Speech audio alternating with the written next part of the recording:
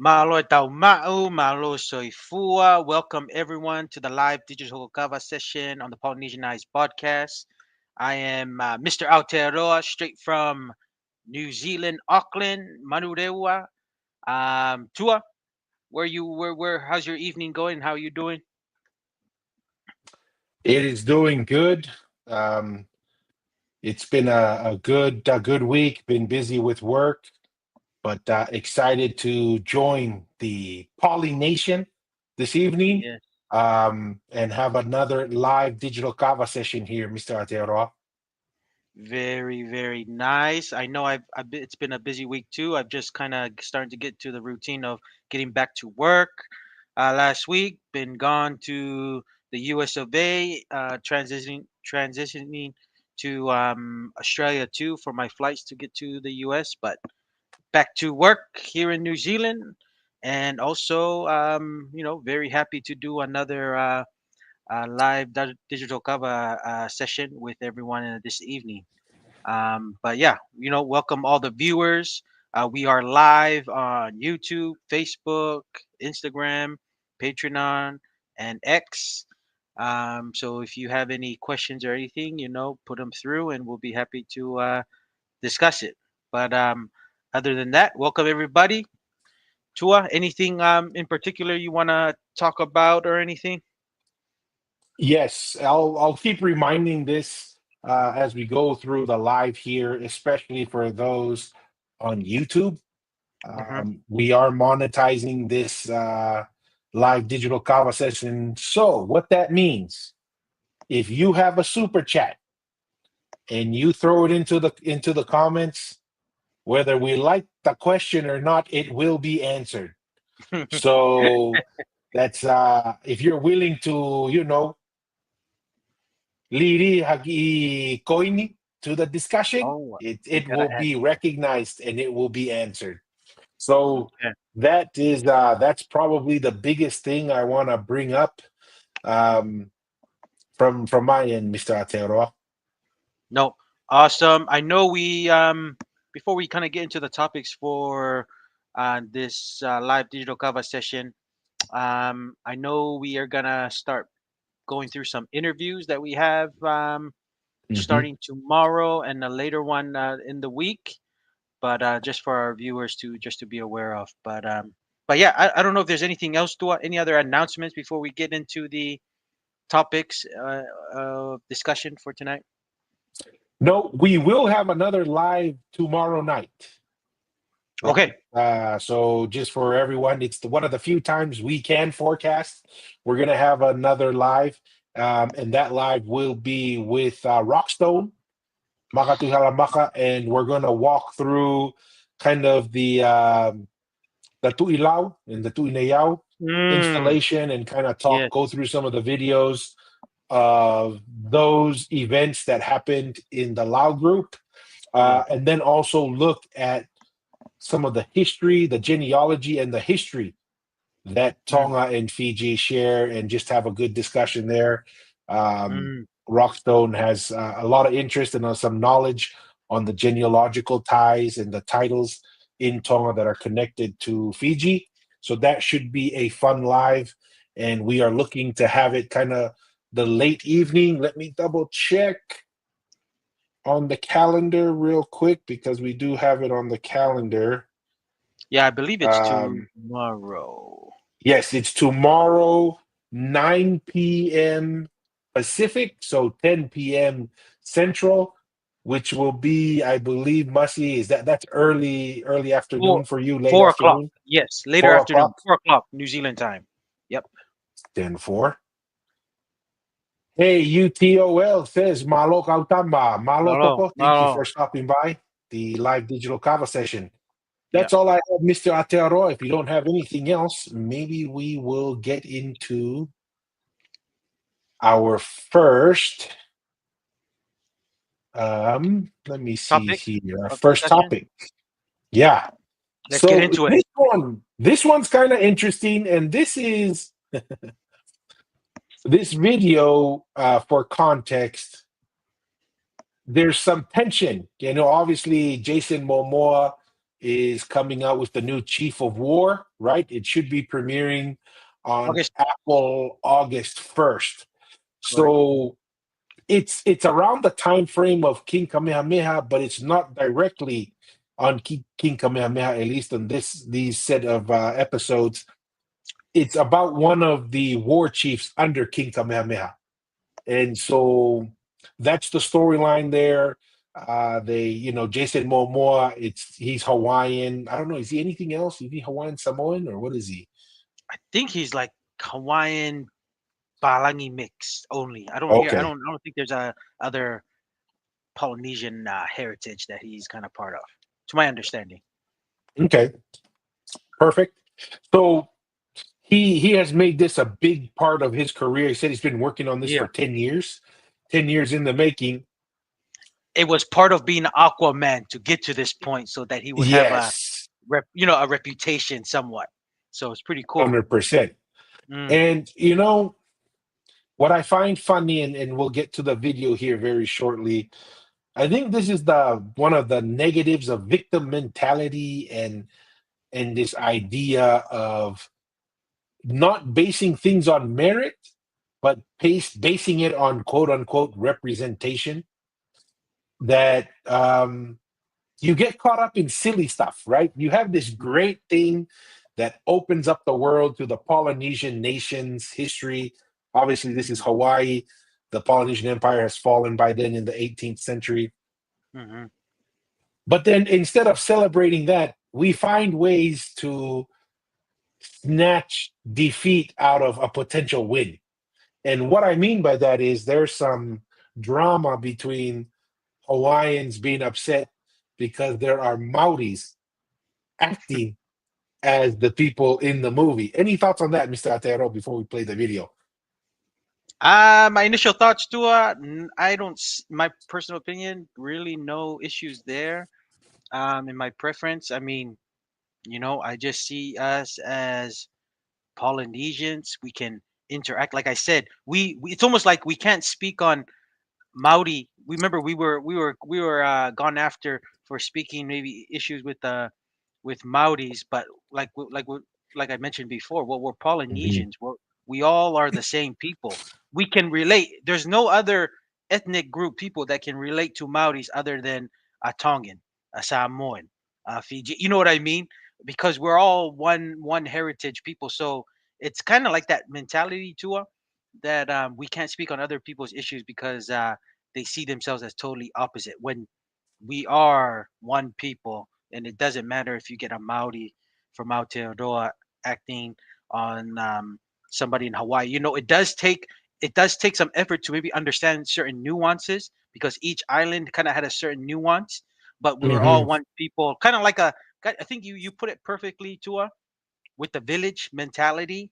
One village is a little different than the other village, but we're all the same big happy family kind of thing. So that's just me. That's just me kind of exploring on that question, Tua, and my thoughts there.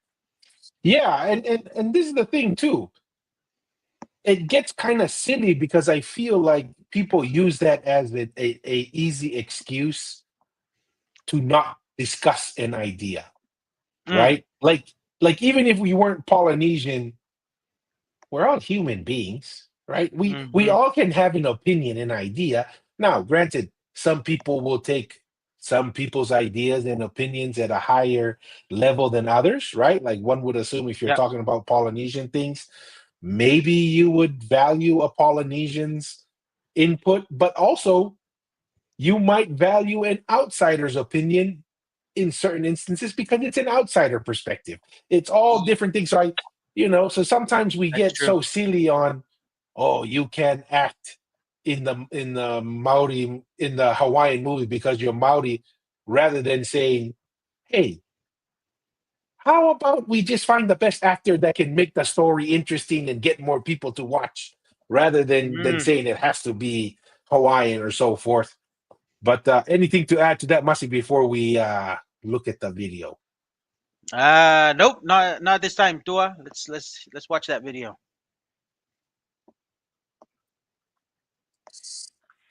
All right. I think I got the sound up. Let me know if we don't hear the sound. Okay. E ho o ka hua ia.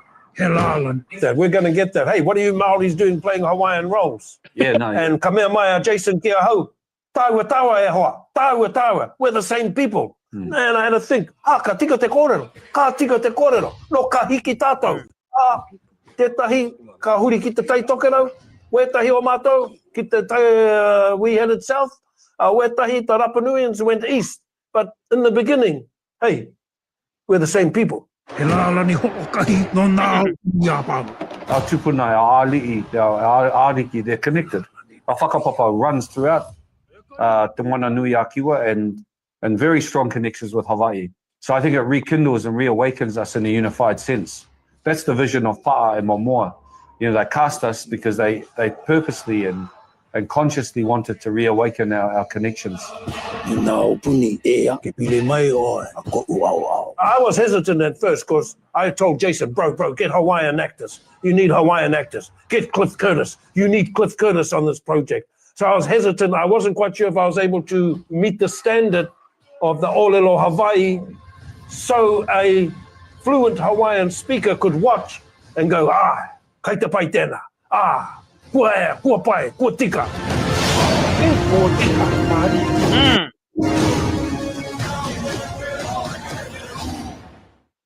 Nice.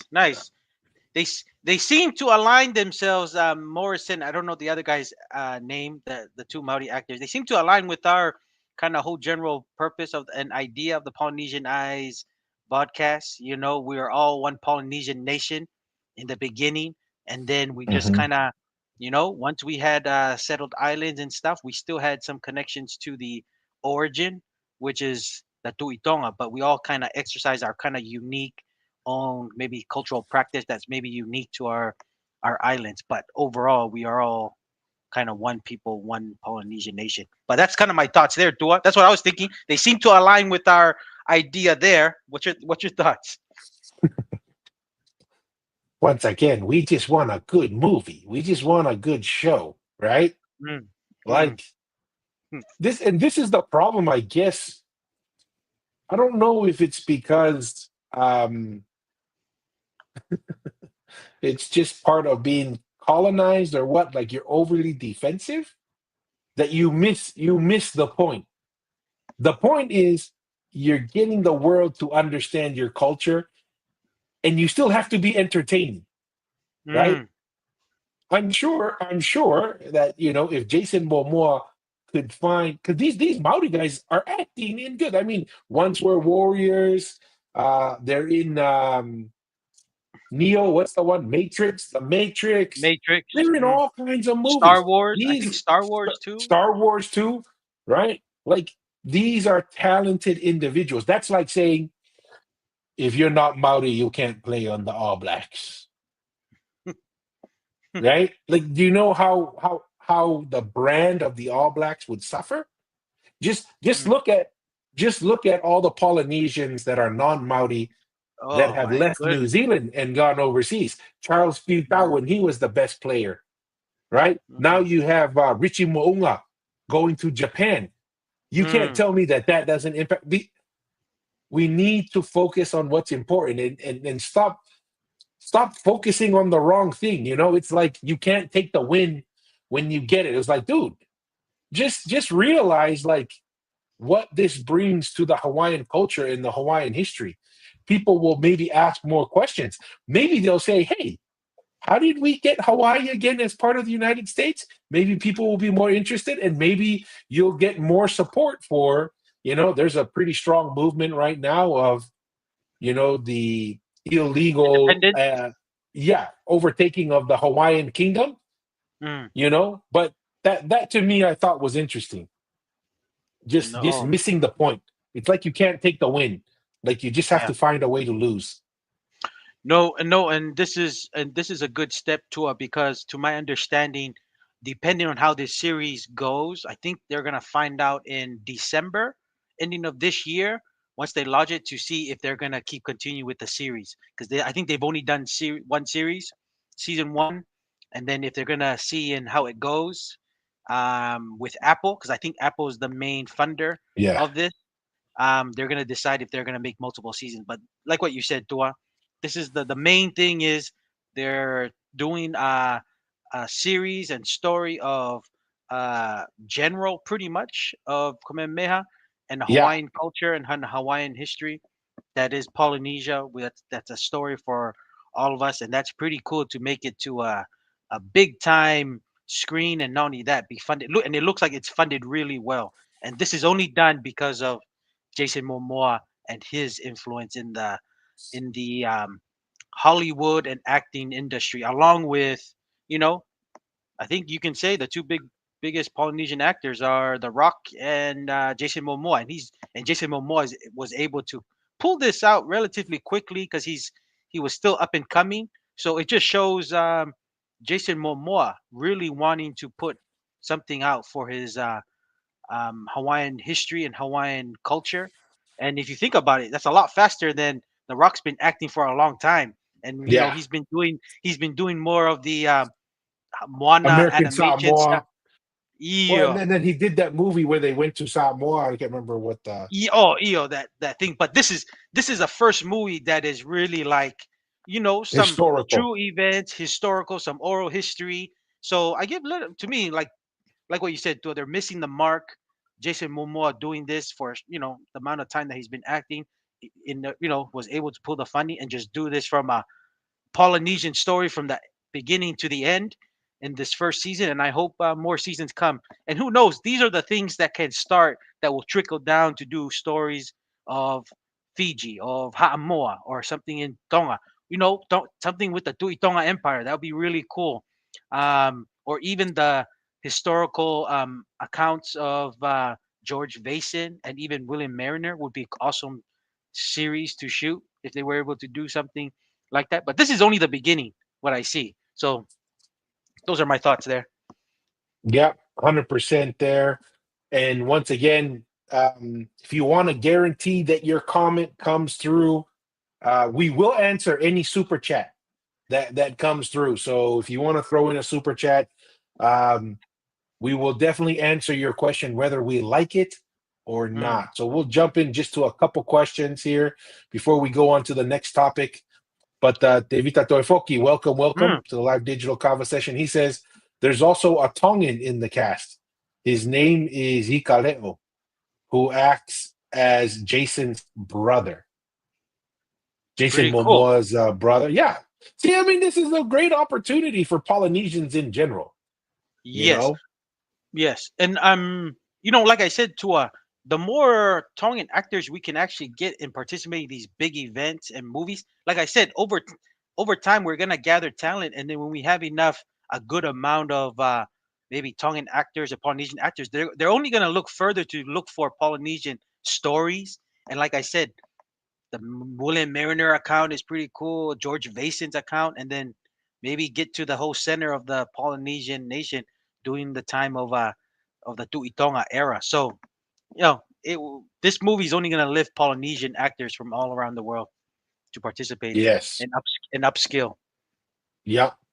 Another comment here from Josh E. Malo Josh E. Welcome to the live digital conversation. Josh E says, no, he was speaking of Maori and Hawaiians coming from Kahiki. Josh, is Kahiki a Polynesian? And is that Kahiki come from where?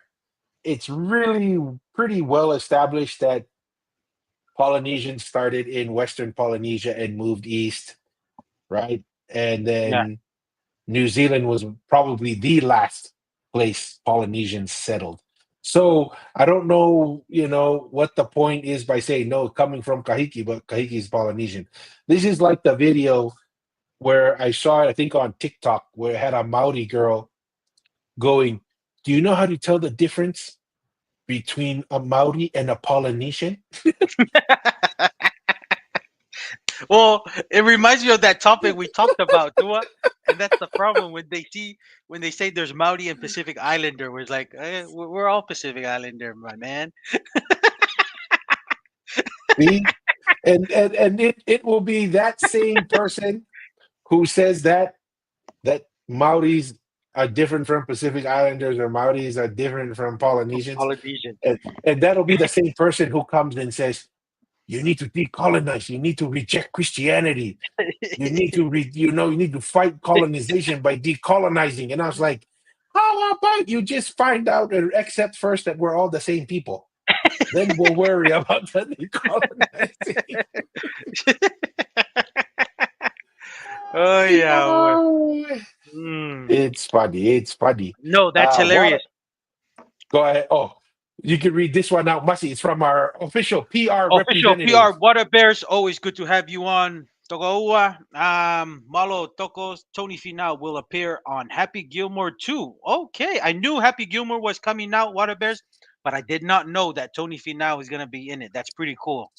Tua, That, that what are your is, thoughts? yeah, that is pretty cool. And I think I saw some snapshots of that. Tony and his son, I think, are Oh, gonna be on the video. Um, mm, that's another, Polynesian that's breaking into a new sport that kind of cool to see Polynesians break into. Um, have you ever met Tony Masi? no, no, I was going to say, don't you have some personal interactions with him, Tua, that you don't mind Yeah, sharing for everybody? yeah. He I met him once, maybe twice. Um, when we were living in San Antonio, there's the Valero Open. That's right Hmm. where our house in San Antonio is. And he and his cousin Siwa, they visited us or were visiting the ward, and I happened to be wearing a ta'awala. And so they came by and said hi and Mm, met him. And then we invited that first year that they came over, Tony and his family and his cousins to come over to the house. We had dinner. Tony seems like a pretty nice guy. mm, Seems pretty kind and generous with his time. I went to go watch him at the Valero Open, which was a lot of walking. After that first one, I didn't go back. I don't think I went back. I think that's the second time around. His cousin was generous to give us some more tickets. I think I gave it to oh, someone else to go.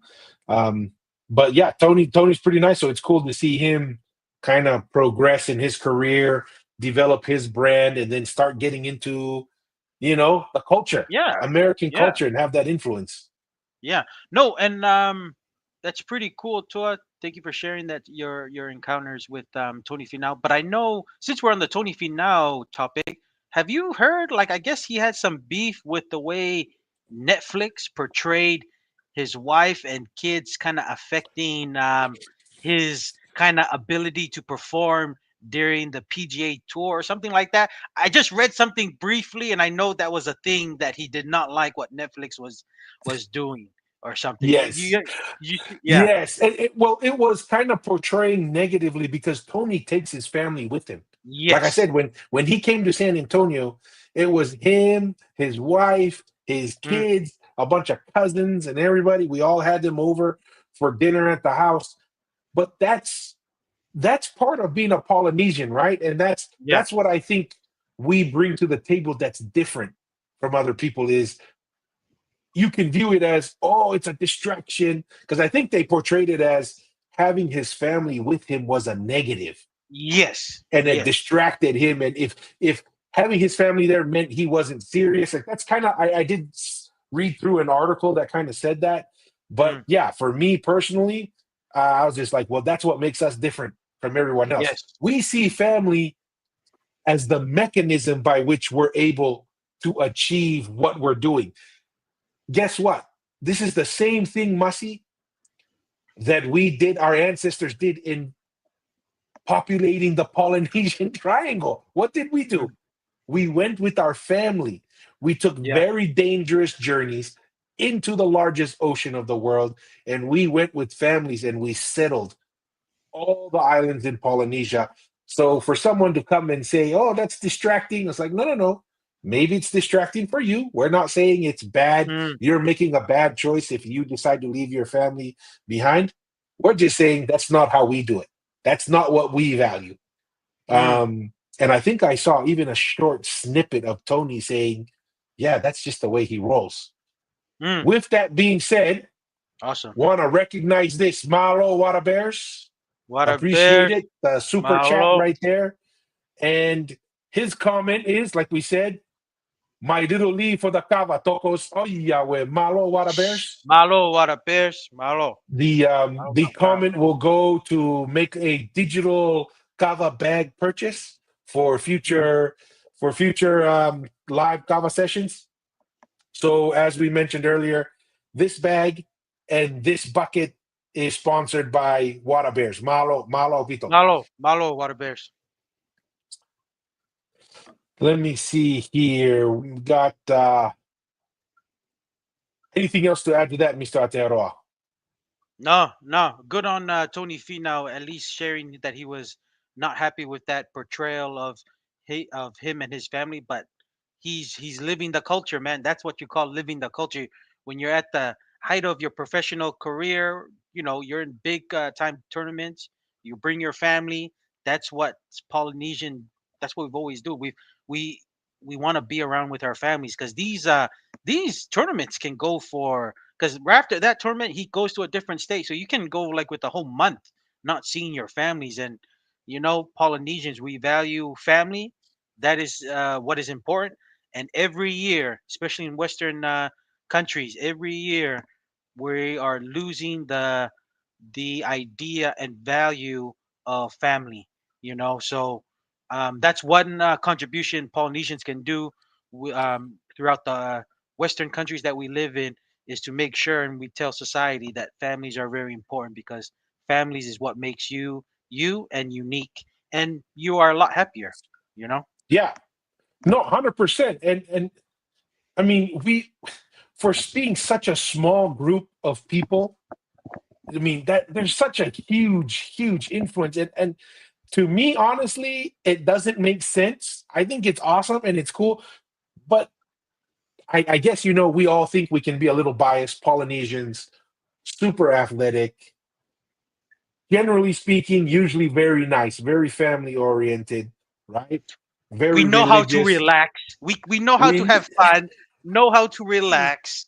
we You know how to know. eat, Yes. right? We know how to eat, and but and then we can say, oh yeah, that's right, we're so likable, but it's mind blowing to me for how small a group that we are in seven, almost 8 billion people in the world Mm. Hmm. to just have this huge impact. And like you were saying, Masi, it would be so sad if we forget what makes us different, Yeah. right? It makes us different that we do those things that Tony is doing, that we are saying, no, you don't have to choose family over being successful in a professional career. You can have both, right? Tony has won some tournaments while he's out Yeah. there, right? He's been very successful in doing so. So, a couple more interesting comments to bring here. Water Bear says, "Send my leave for the Kava Tokos Mari super chat." I know because of the Malo. fantastic support from the Polynesian, we're able to get those features unlocked. Mr. Ateroa, can you announce this one? Ooh, yes, sir. This is from Tevita Toifoki, Australian $50. Malo, Tevita, hori mai daw kava. Appreciate your contribution for this live digital kava session on the Polynesian Eyes podcast. Malo di. Yes, he Uh, says, Malok ang yes. tama nga, wala may hena. Si Papel tama as lady, Iyo. Hey, Iyo. masi. Iyo papel au pito. Sydney D. Okay, yes, papel ape by Sydney, Australia. Malo D. Appreciate it, man. Speaking, I think this is a perfect transition with these super chat contribution there Uh, is we look we look at Liahona just had their Kolistutuku, right? Their alumni meeting. I think was it in California? Was it in the Bay Area? no, Utah, Utah, Utah. Utah. Oh yeah. Yes, Well, okay, so it was that in was their Utah. big. Yeah. So it was in Utah, and I find something very interesting here. Let me see if I can find the specific TikTok video. But kind of, this is a perfect example of Polynesians being such a small group, but having such a huge impact, and being such a small group, but covering such a large piece of land and navigating northern and Mm, southern hemisphere and just punching above our weight is this video right here.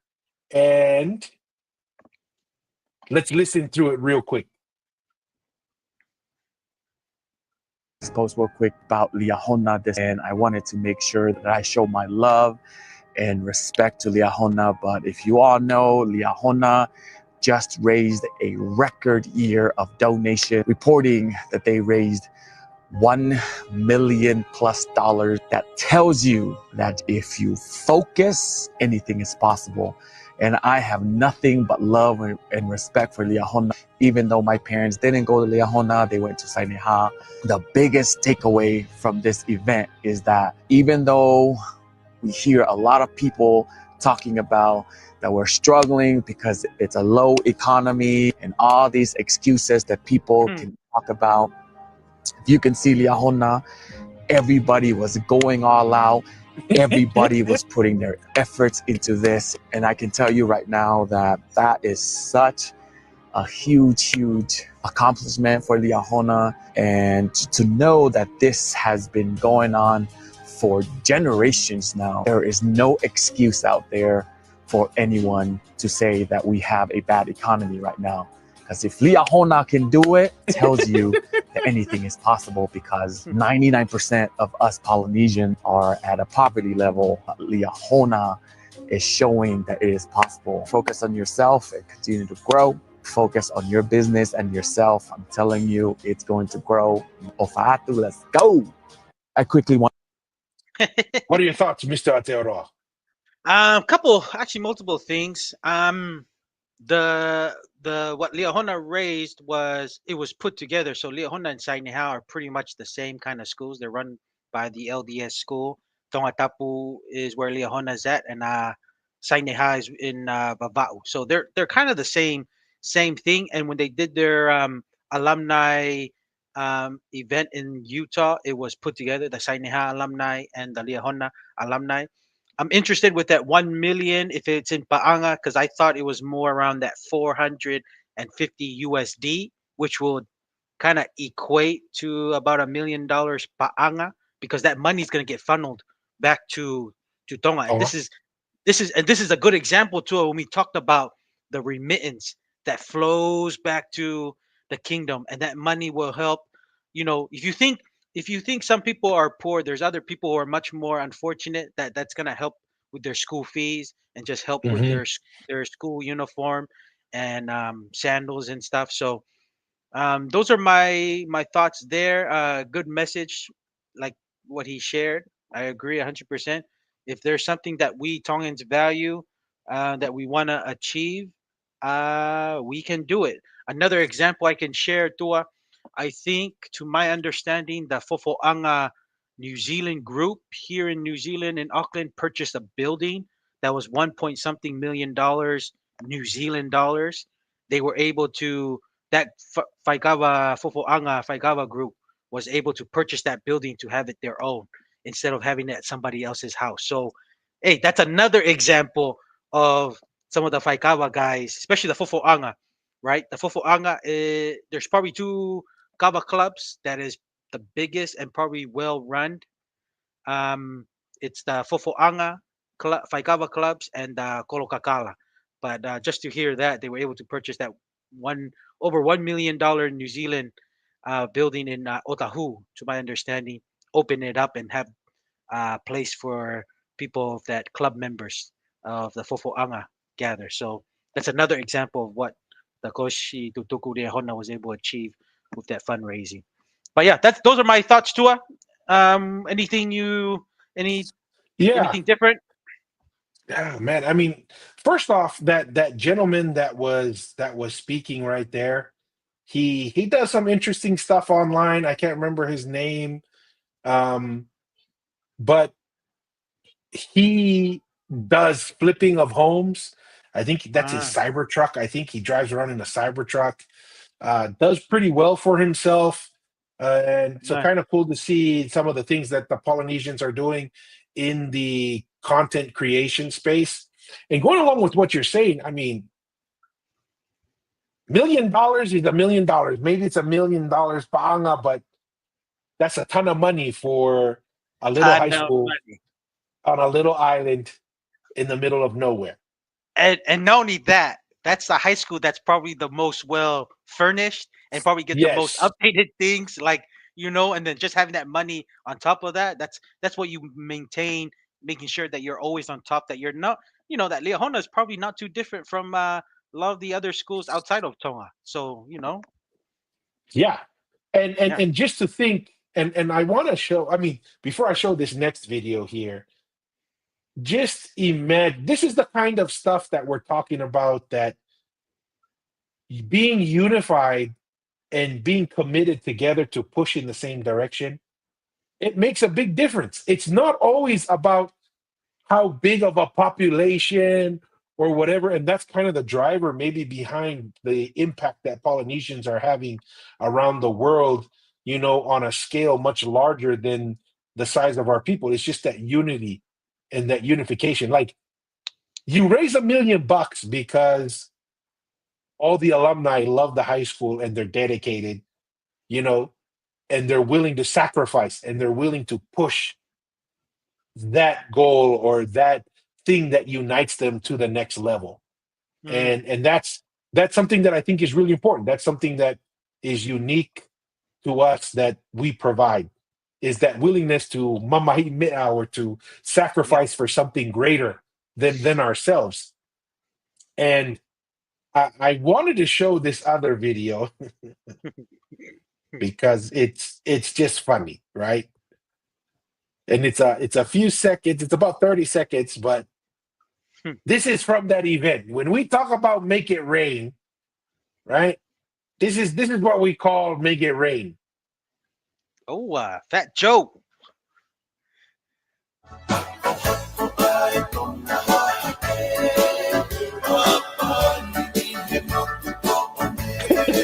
I think this is the Hawaii alumni.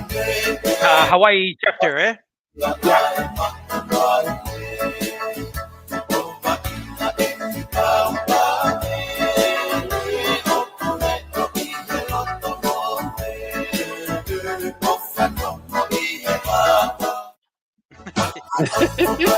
you That's know, pretty cool. that's a ton of money when you're using the floor sweeper to sweep the money. Yep, yep.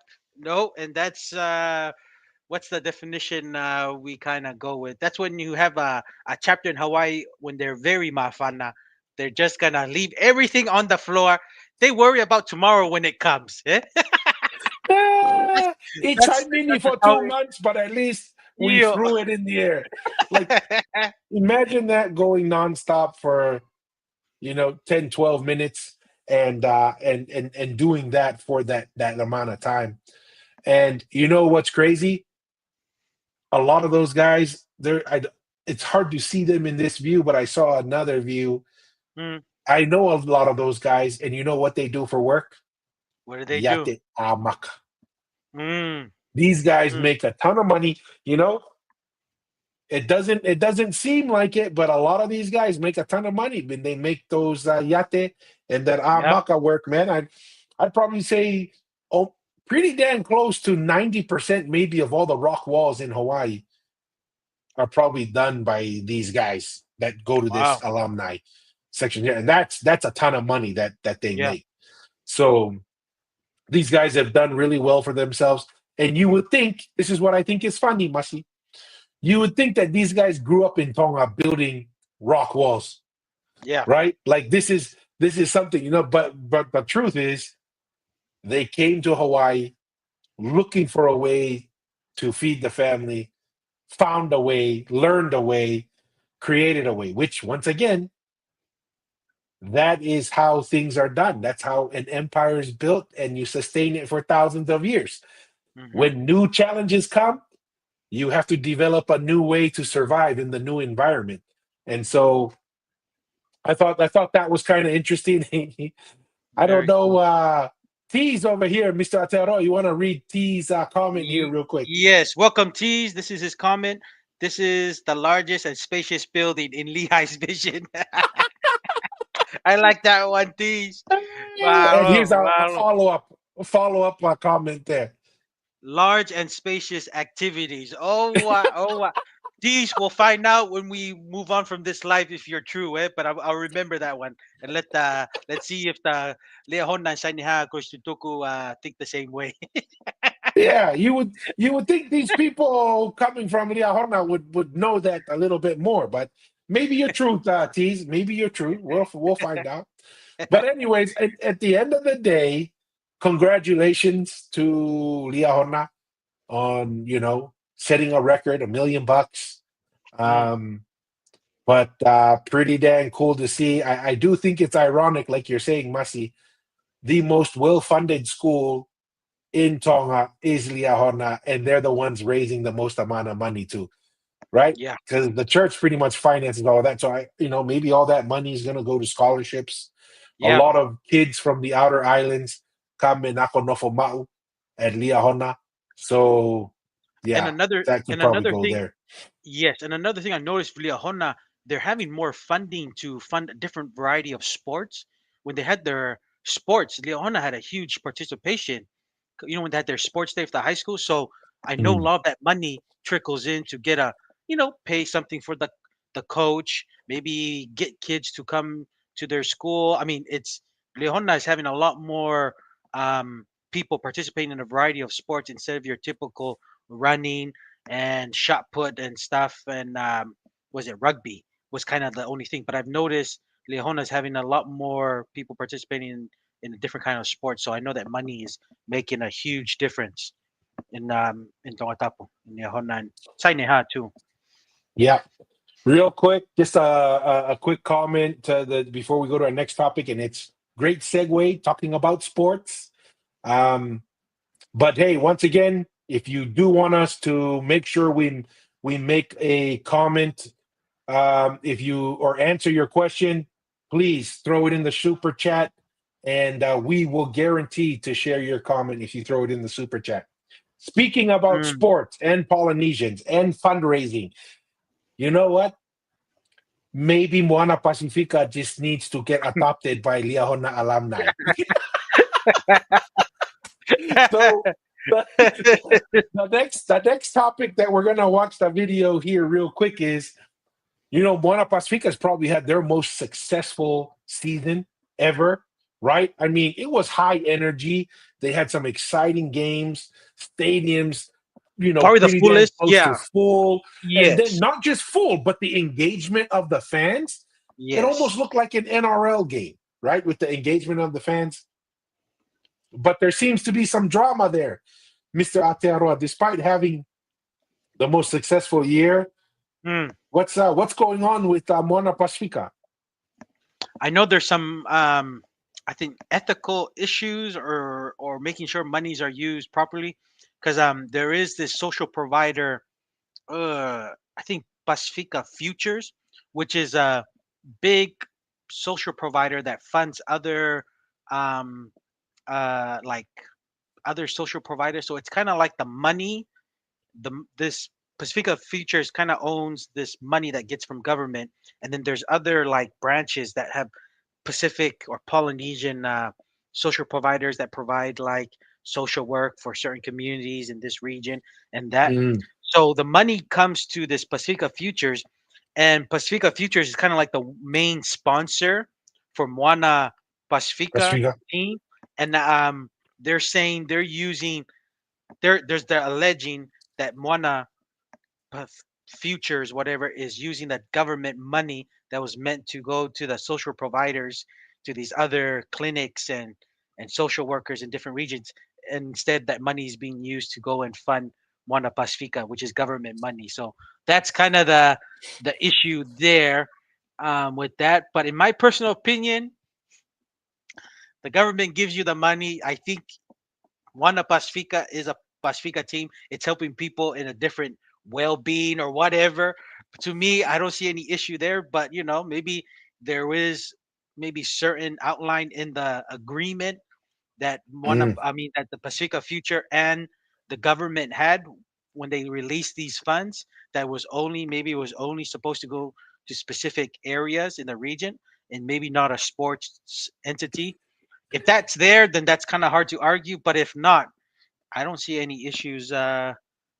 Giving the money to Moana Pacifica. That's my thoughts, but I know that's the issue at the moment, and I think it's in litigation. So, so if I understand correctly, it's government funds that goes to a nonprofit or NGO that's supposed Yes. to serve the community and help build up the community. And what you're saying, Mr. Atearoa, is well, funding Moana Pacifica improved the community. People were happier, people were engaged in the community. So unless it specifically said no sports, you're saying, hey, it seemed to do some good there. Yeah, that's kind of where I was Okay. coming across. So exactly right there, you hit it on the target right there, Tua. Yeah. Okay. Well, we're gonna watch a video here on some feedback and some ideas on what Moana Pacifica is going through and maybe what they can do. I'm kind of critical about the idea that's expressed here, but let's look at this video. Okay. You've all seen the headlines. Moana Pacifica is in financial trouble. TPK has launched an investigation and the PMH here has finally spoken up. But let's be clear, this is not a sports issue. This is a front of office problem. Moana had an incredible season. They lit up competition, brought pride to our people, and showed the world that Pacific talent isn't just competitive, it's essential. So why is that team that gave us all this mana struggling to stay afloat? New Zealand rugby needs to step up, not just with words, but with real financial backing, because Moana isn't just a rugby team. It represents the blood, sweat, and history of Pacific peoples who have given generations of service to New Zealand sport. If they can't get the support they need here, then maybe it's time to open the door to private investment. The American market is hungry for cultural stories and international flair. Why not let Moana fly where it can thrive? Whatever happens, one thing is clear. Moana Pacifica adds massive value to this competition on and off the field. Now, the question is, will that value be respected or left to sink? Okay, okay. Mm, mm. What are your thoughts, Mr. Atearoa? Um. Ooh.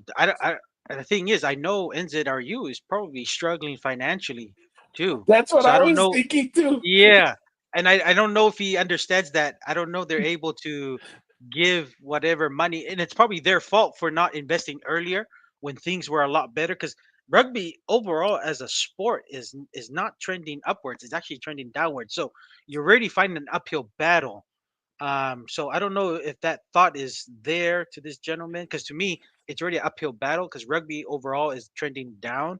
You just look at the the Super Rugby attendance in the stadiums. It's horrendous. Um, with the exception of Moana Pacifica, but so I don't know if NZRU has the financial means to give anything right now to the Moana Pacifica. So right now he's probably right in the sense that it's only a private investment.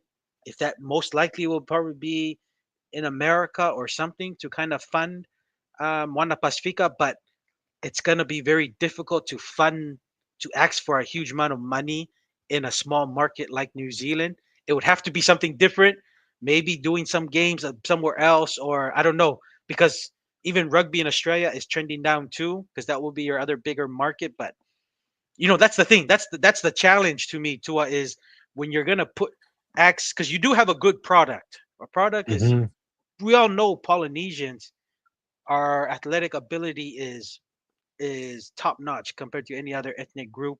We give a flair. We give something amazing for the people to see. But the product doesn't mean anything if no one else can get access or can watch you. And New Zealand being in a small market, Australia is somewhat bigger, but the thing is, rugby overall is not doing so well. I don't know how rugby is doing in the European countries, but you would have to, if you're going to ask for private funding or private investment, it's going to be a little bit tricky, and there'll probably be a lot of strings attached to it, and it would be whoever, most likely NZRU, because they're kind of the main representatives for Moana Pacifica in their competition, to decide. They're going to have to do the way they've been doing rugby for the past 30, 40 years is going to, have to change a lot with if they're going to ask for private investment, because rugby overall is not trending upward. So that's just my thoughts there too. I don't know if you had anything Mm. different or expand on that. Yeah, my thoughts are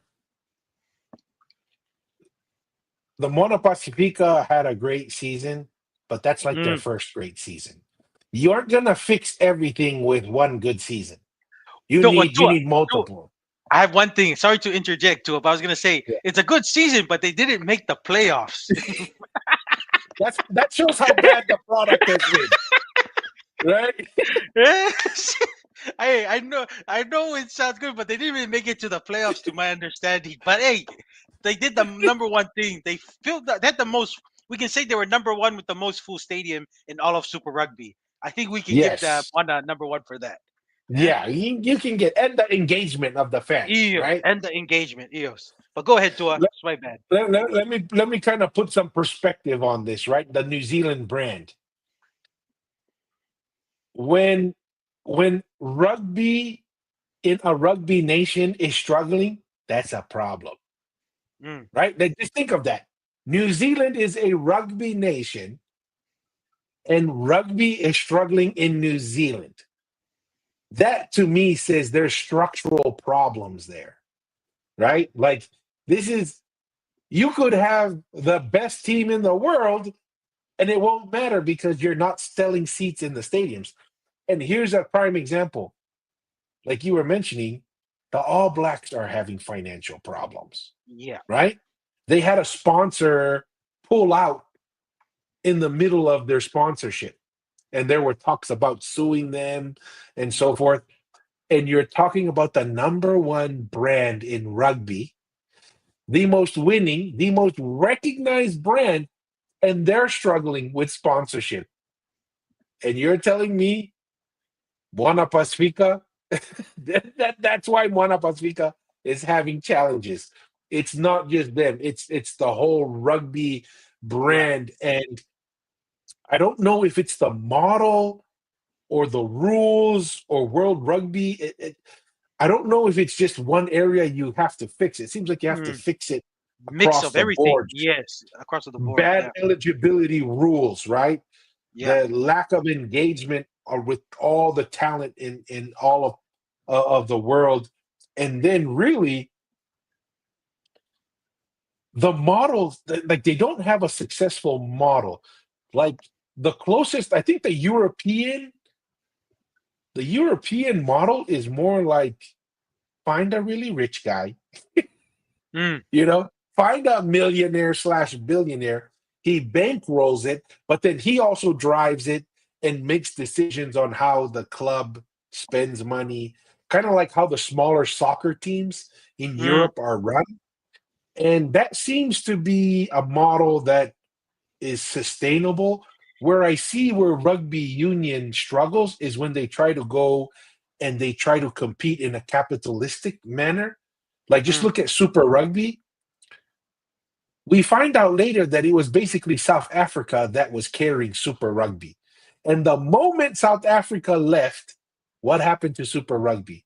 It collapsed, mm, right? And then mm, Australia was struggling. And so you're pretty much left to New Zealand, Australia. The only reason why they turned to Fiji and Tonga and Samoa is because they had no other option. They had to do something. So that's why I don't give them a lot of credit. Some people earlier were like, we got to credit New Zealand Rugby Union for mm, sponsoring Pacifica Talent. I was like, no, that's why I hate New Zealand Rugby Union, because they were abusive to, mm, to Samoans and Tongan talent for all those years. And so they only went to Fiji and Tonga and Samoa when they had zero options. But even then, they can't even fund themselves. So why do you think they can grow a market yeah. um, in New Zealand with a Pacifica team? Honestly, if I was involved in New Zealand Rugby Union, I would be sending people from NZRU to go and attend some NRL NRL. games, go and observe, figure out something. Something's got to change. And I don't know what it is, but if you can't even get New Zealand fans to get excited, you're not going to get anyone excited about it. And then to say, oh, private investment From the US, there's a high standard. High Yeah, investment means you have to have a return on investment. And like you said, very difficult to see what that path is with a New Zealand rugby union team. I really don't know, right? Now, yeah, yeah, yeah. No, I was gonna say to a idea just popped up. Maybe if Moana Pacifica approach one of these NFL franchise owners and just say, "Hey, if you see a young kid or something that you want, we need your money to invest here and there." And then the NFL guy owners, they're rolling in billions of dollars. Funding a Super Rugby team is gonna be pennies or peanuts to them. But if they see like a next Jordan Mailata, and I think there's some like Australian um, guys from Samoan descent that are I guess being approached by NFL scouts. That could be something. I'm trying to think. There has to be a benefit. You can't just go and ask for money thinking they're gonna love Polynesians like you love Polynesians. That's the mindset, you know. And this helps when you live. This helps when you've been in bigger countries and understand like, these people do not care what if you're a Polynesian, you love their sport. They have to think if they're gonna put millions of dollars, they have to think what they're gonna get in return and yeah, something that's gonna because of the success, and this is huge, the success of Jordan Mailata, the possibility of him being a top left tackle in the NFL, maybe tie in something that they can get access to your players, and then they come into a training camp if they see a very talented person. potential. So yes, that's what I'm trying to think in order to kind of keep this Super Rugby thing going. So those So are what you're my saying, Mussy, is they need to figure out a way to be creative, not just yes, sit back and do the same old model. yeah. Yeah. But yeah, when You you ask know, for money, it's gonna be it's not gonna be something just give your money to watch us thrive in New Zealand or in the rugby competition here. It's gonna be have to be a lot more, and that's what I'm saying.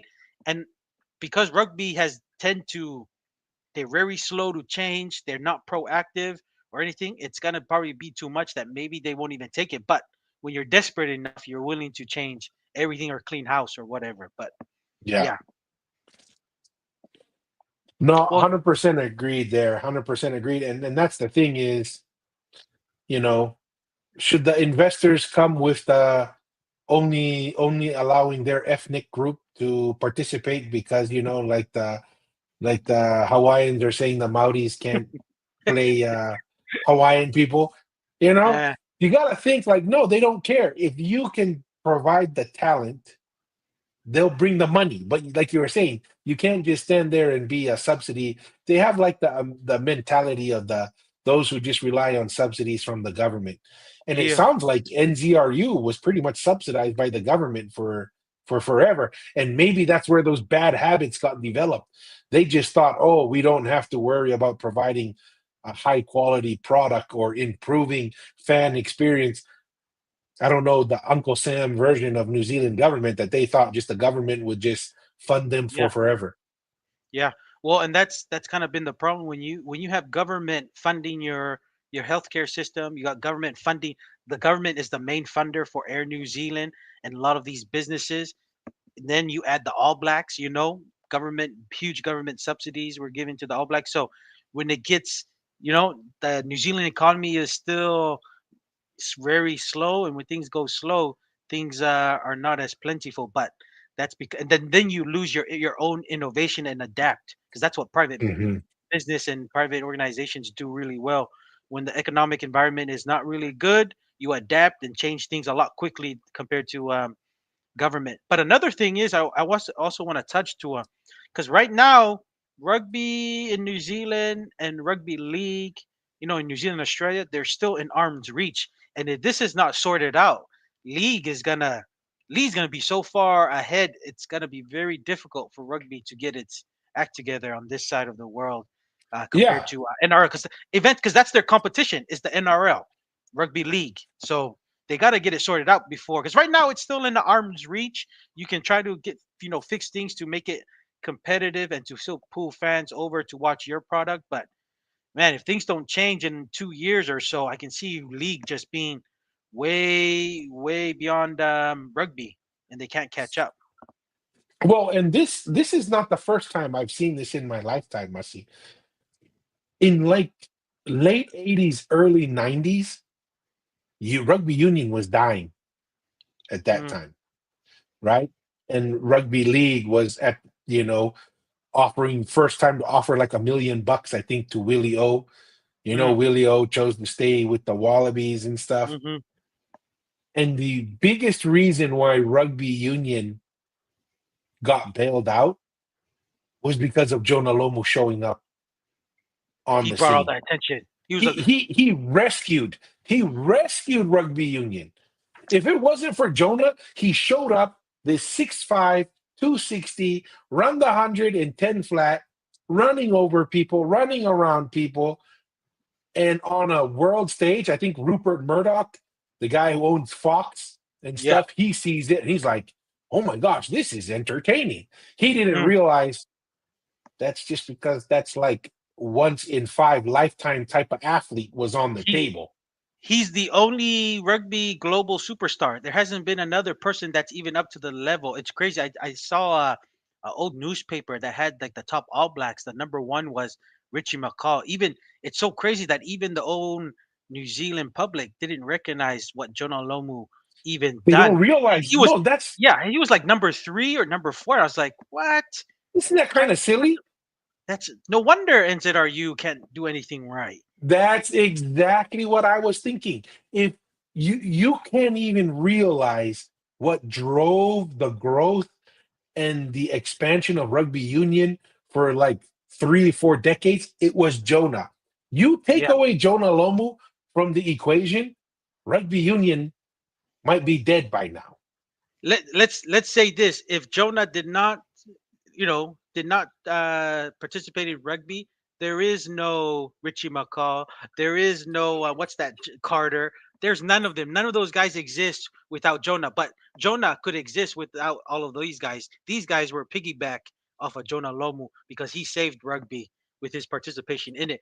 Not Yeah. only that, Jonah, he acts in little, and that's the thing. I feel bad. I wish Jonah acts for a lot more in return, but and this is the problem when you come from a Polynesian home, humility, and just kind of nodding your head. He should have. And this is the thing: you gotta wear your two different kind of hats. You're gonna get run to the ground if you keep wearing that hat when you're in this society and dealing with this kind of people. You gotta put on your business hat, kind of say. And I wish he asked for a lot more because he gave so And much. he could have. For He could have asked. I mean, the Dallas Cowboys offered him probably way more money than his entire career in rugby union, and he turned it down because he wanted to be loyal to the All Blacks, right? He wanted to mm, be loyal, which is, good for him.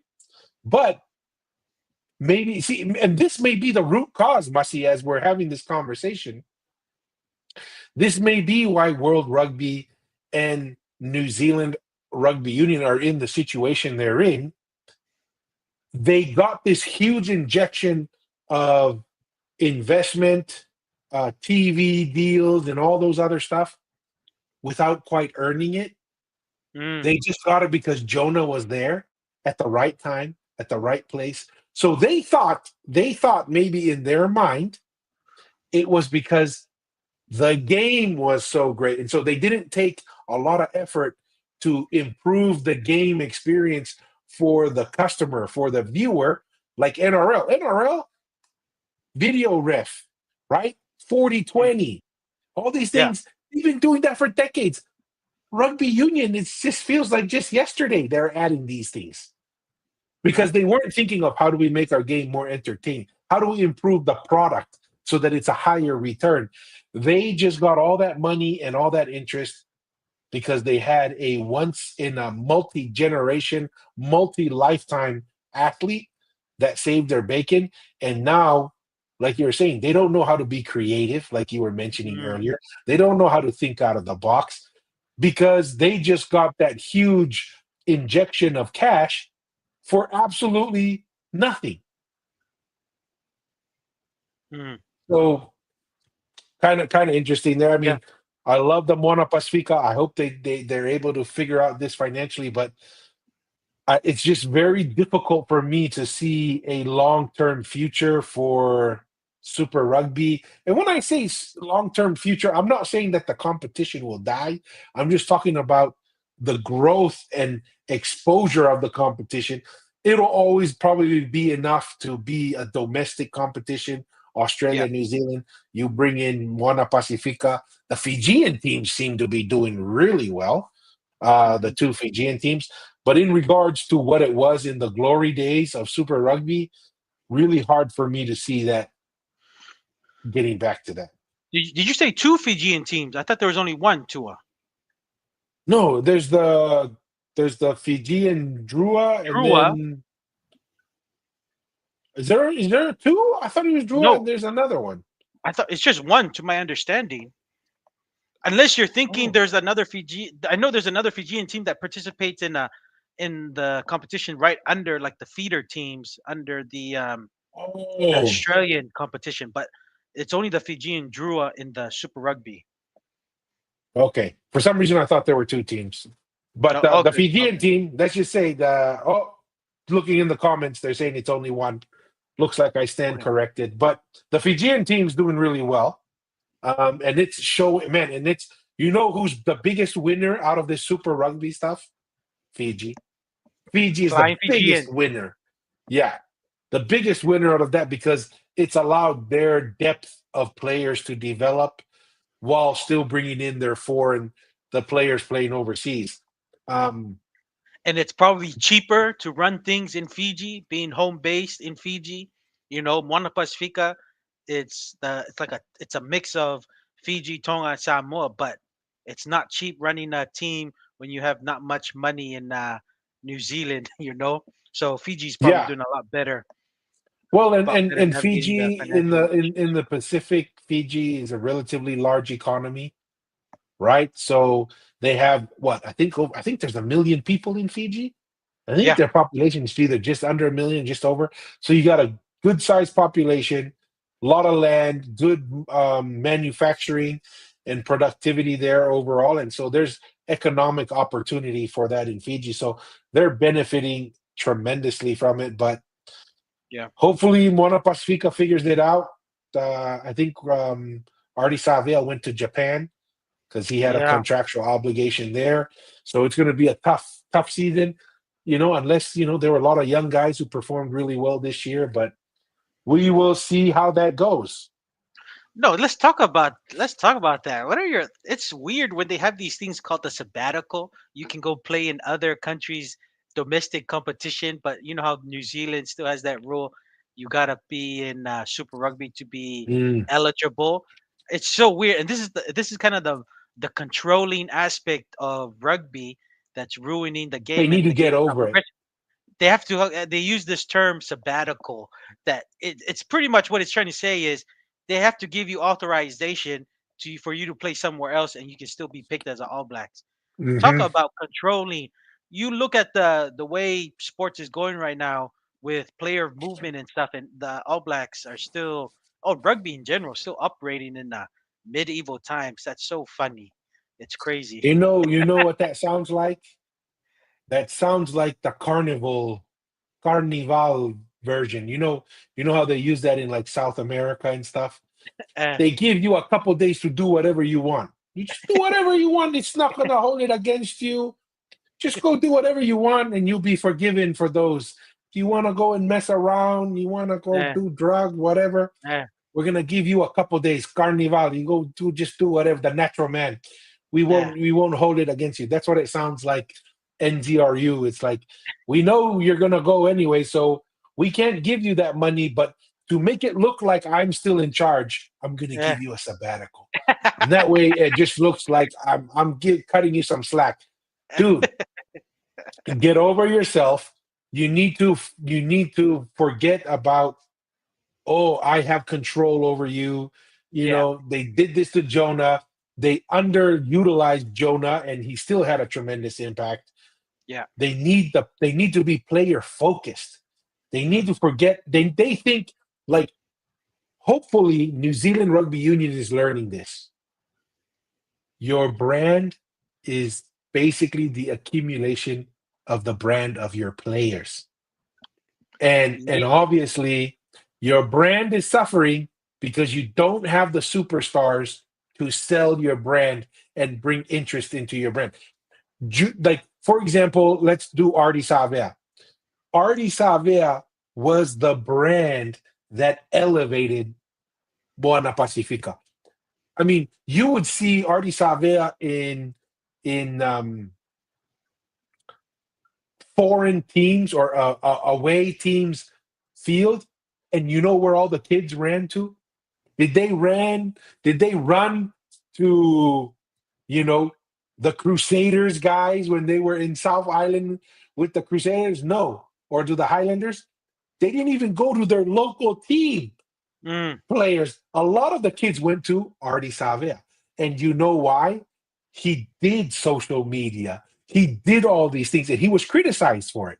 Some people criticize Artie Savea because he would go on social media and talk about the things he believed in.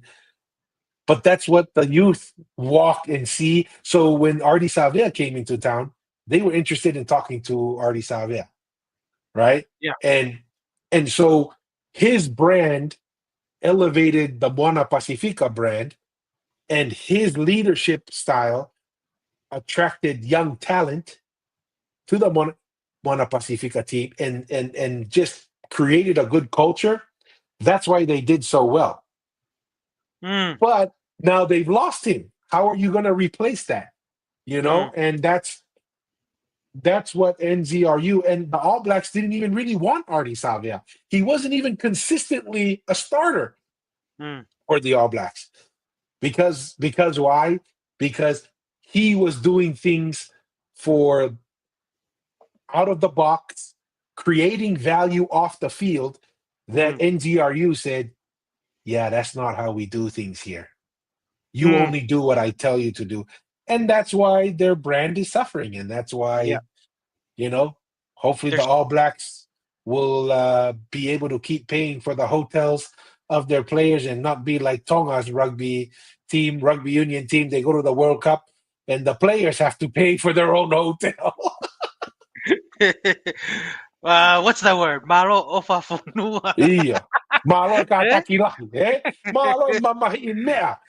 You know, you put your body on the line. You have a contract. You feed your family with your body performing at the highest level. You put your body on the line, getting hurt for your country. Now your last one is just donate to your country one more time. Pay for your hotel before you leave the World Cup. Maria Embarrassing, man. Tonga, Maria Tonga. Oh man. I want to touch on some of the things you were saying too, like especially how sports franchises, especially the way America runs, like the way they do it, things there, and how they're kind of small-minded here, especially on this side of the world, especially when they run rugby. Um, who do you think of when you think of the Chicago Bulls? Yeah, Michael Jordan, Michael right? Jordan, Michael and it's Jordan. not even When you close. not even close. Like Michael Jordan, this is the thing. The Chicago Bulls made Michael Jordan the face of the franchise. And Yes, they because of wanted to. they They wanted paid him to be the face of the franchise. what do you think of Kobe Bryant, LA Yeah. Lakers, Magic Johnson, the same thing, right? What do you think of Stephen Curry, the Golden State War? Like, this is the new model to attract fans, to make it exciting. Your brand is only elevated because of the players. It's like it's opposite in the All Blacks. The All Blacks could have used Jonah Lomu, and Jonah Lomu still made a huge impact, but it would have been 10 times 10 better if times better. Yep. 10 times better if the All Blacks made him the face. But even like now, when you think of the All Blacks, it's like there's really no one outside of Jonah Lomu that's kind of really taking the mantle to take the sport to make other. Because the thing is, you got to make people outside of New Zealand want to watch your sport, because you're not that if not the people from outside ain't watching, you're not growing the sport. So that's kind of my thing there too. Like the mindset is Mm. just it's still very medieval. It's like, dude, they apparently the guys they employ in NZRU are supposed to be these masters and doctorates in business and stuff. And I'm like, dude, how you don't want to send your kids to that school wherever they came from if this is the product they're leaving the All Blacks in a financial.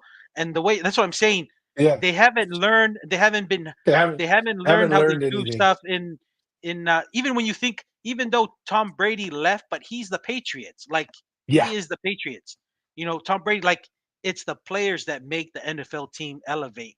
And if the All Blacks were able to, because even that, if they found after the Jonah Lomu and other guys just to elevate them, because Michael Jordan's game was elevated too, knowing he was the face of the Chicago Bulls. Like there's a certain it's almost like mutual benefit when somebody knows they have the pressure of the franchise. Stephen Curry's another one. When he was drafted, he was a skinny crony, and then when he started shooting threes from And deep, the Warriors, they were the garbage team of the NBA. Now they're well, one of the most valuable brands from one player. one player, Stephen Curry. Yeah, so that's what I'm saying. Like, man, I mean, you don't think it's rocket science, but these guys just make it so keep shooting themselves on the foot with the way they run rugby down on this side of the hemisphere, And man. It's you so know who backward. they you know who they pushed the closest. The only other person I see they kind of pushed was Richie McCaw. And look at what that got them. Did that really elevate the brand? Like, granted, Richie McCaw was a great athlete and a player, but was he someone that was going to just take your game? Here's another He prime, a wasn't. Well, modern I day was gonna example. Oh, say go ahead, Mas. no. I was gonna say like Mitchell McCall. He did the basic things good, but it wasn't Yeah, mind blowing. Like wasn't in order to cap, superstar power, man. in order to capture the public, you got to do what Jonah Lomu does. He was 6'5", running at a speed of like a sprinter and running over people. Like that's what McCall never did. McCall just did really well on the basic things, and he did it on a consistent basis. But that's not gonna wow somebody in LA sipping on a $100 whiskey or whatever. That's nothing. No. That's it's not gonna capture somebody in New York City flying in a first class on his plane, looking at his phone and seeing, oh, this Richie McCaw, he seems like a normal kind of dude. But when they put a Jonah Lomu tape and they say, okay, this is an This is athlete. something special. This is This is cool. something Running different. over Yeah, people, and he's 6'5". 6'5" guys don't run at a sprinter speed at that yeah. level and run over people. Like that's what captured people who don't even know rugby, but they say, dude, I want to watch that. But that's the thing. Rugby fails to recognize that, man. Mussy, here's another prime example. Here's another prime example. WNBA. Mm, Terrible. And Americans, I'm not a big fan when people say, let's take rugby to America. Mussy, the American sports consumer is probably the most high end, most demanding sports consuming customer you will ever come across because of how much competition there is in America. The expectation or the product has to be very high. You try to bring rugby union that's barely surviving in New Zealand to America and think you're going to capture the American consumer, first improve your product, right? I think mm. the NRL has a better chance to capture the American consumer, sports consumers' imagination and interest before rugby union. But to build on the point on the significance of players, look at what Caitlin Clark did for the WNBA, Change that. her Yeah. rookie season, right? Like I think the average viewership for like the WNBA was like 100,000, maybe even less, maybe 200,000. Mm, Every Caitlin Clark game was like close to a million or over a million viewers. She wow. tripled, sometimes quadrupled the viewership. And People were attendance, right? excited. And The the attendance, attendance. everywhere she went, the attendance went skyrocketed. And everywhere she would go, there would be tons of Caitlin Clark fans. He is transforming, and the WNBA is struggling from the same thing that NZRU is struggling with. The WNBA, instead of latching on like the NBA, said, Michael Jordan, that's our ticket. Yep. Steph Curry, that's our ticket, right? You look at LeBron James, even though I don't care too much for LeBron, but they said this is a guy that Yep. can grow our brand, can increase our value, and you latch on to that. And Caitlin Clark has made the WNBA relevant. And she her unique attribute and skill was a consistent making the three. Like she was dropping deep threes, right? And people Yeah, were kind of like a Stephen Curry, but in the WNBA. So you got to do something that, like, not many women were dropping threes at a consistent basis, like Caitlin Carton. That's what brings fans. But you're gonna be um you're going to be accounted for on the same standard like other sports if you're a male or female. And because people were not too impressed with WNBA doing things, and then Caitlin Clark was sinking threes from deep, it's like, yeah. you're going to get people's interest to it. And you brought up a good point. It could be it it could be because, like, NZRU has been latched on government to kind of always fund them that way. The WNBA is the same way. They've always had a many years attachment with the getting subsidized by the NBA. So maybe it's just pulling Mhm. off of that to try to, because you got to figure out a way to grow your sport without government subsidies, man, because that's not always going to be there. And like, even like right now, they're struggling now because the economy is not doing so well because of bad. And that's the thing. They're making it, maybe they're being too political to they're politicizing everything, and that's why they're not doing well Focus on the in the product. market. Focus on the And product. they're focusing like a typical government with politicking. And Yes. don't be too much politicking, man. Let see where the market is at, see where your player is going to take you beyond your borders, and latch on that. Maybe that's the problem.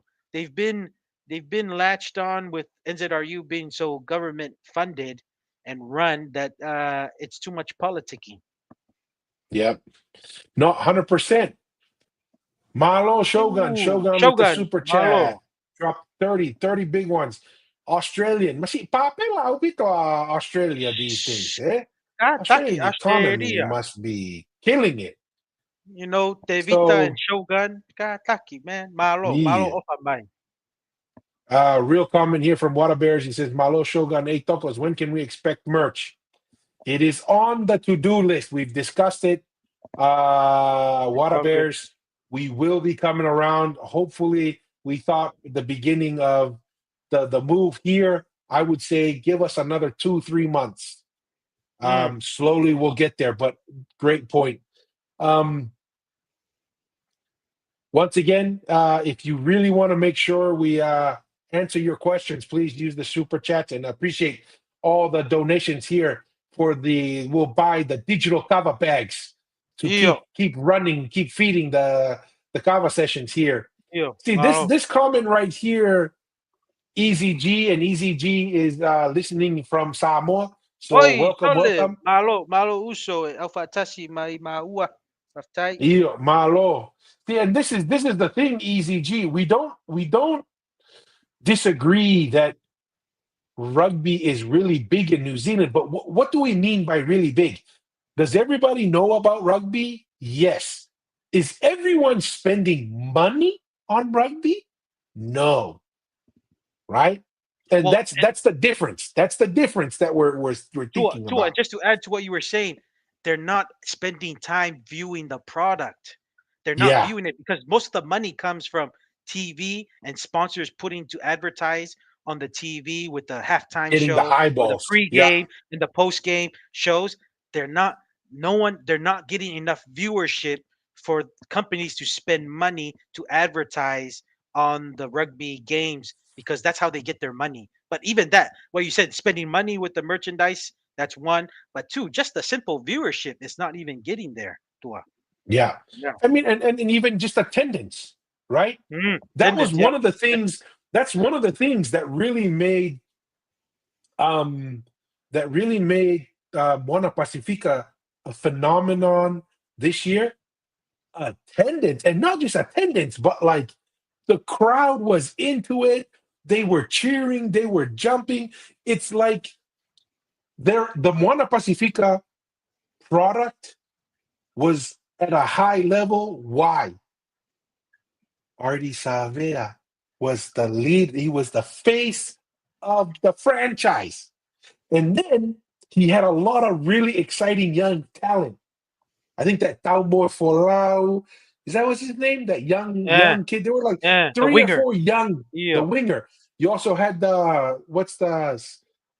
He has like a Italian name, but he played for the Icaretahi Oh, Pellegrini, Pellegrini. right? I mean, there were a handful of young, talented players.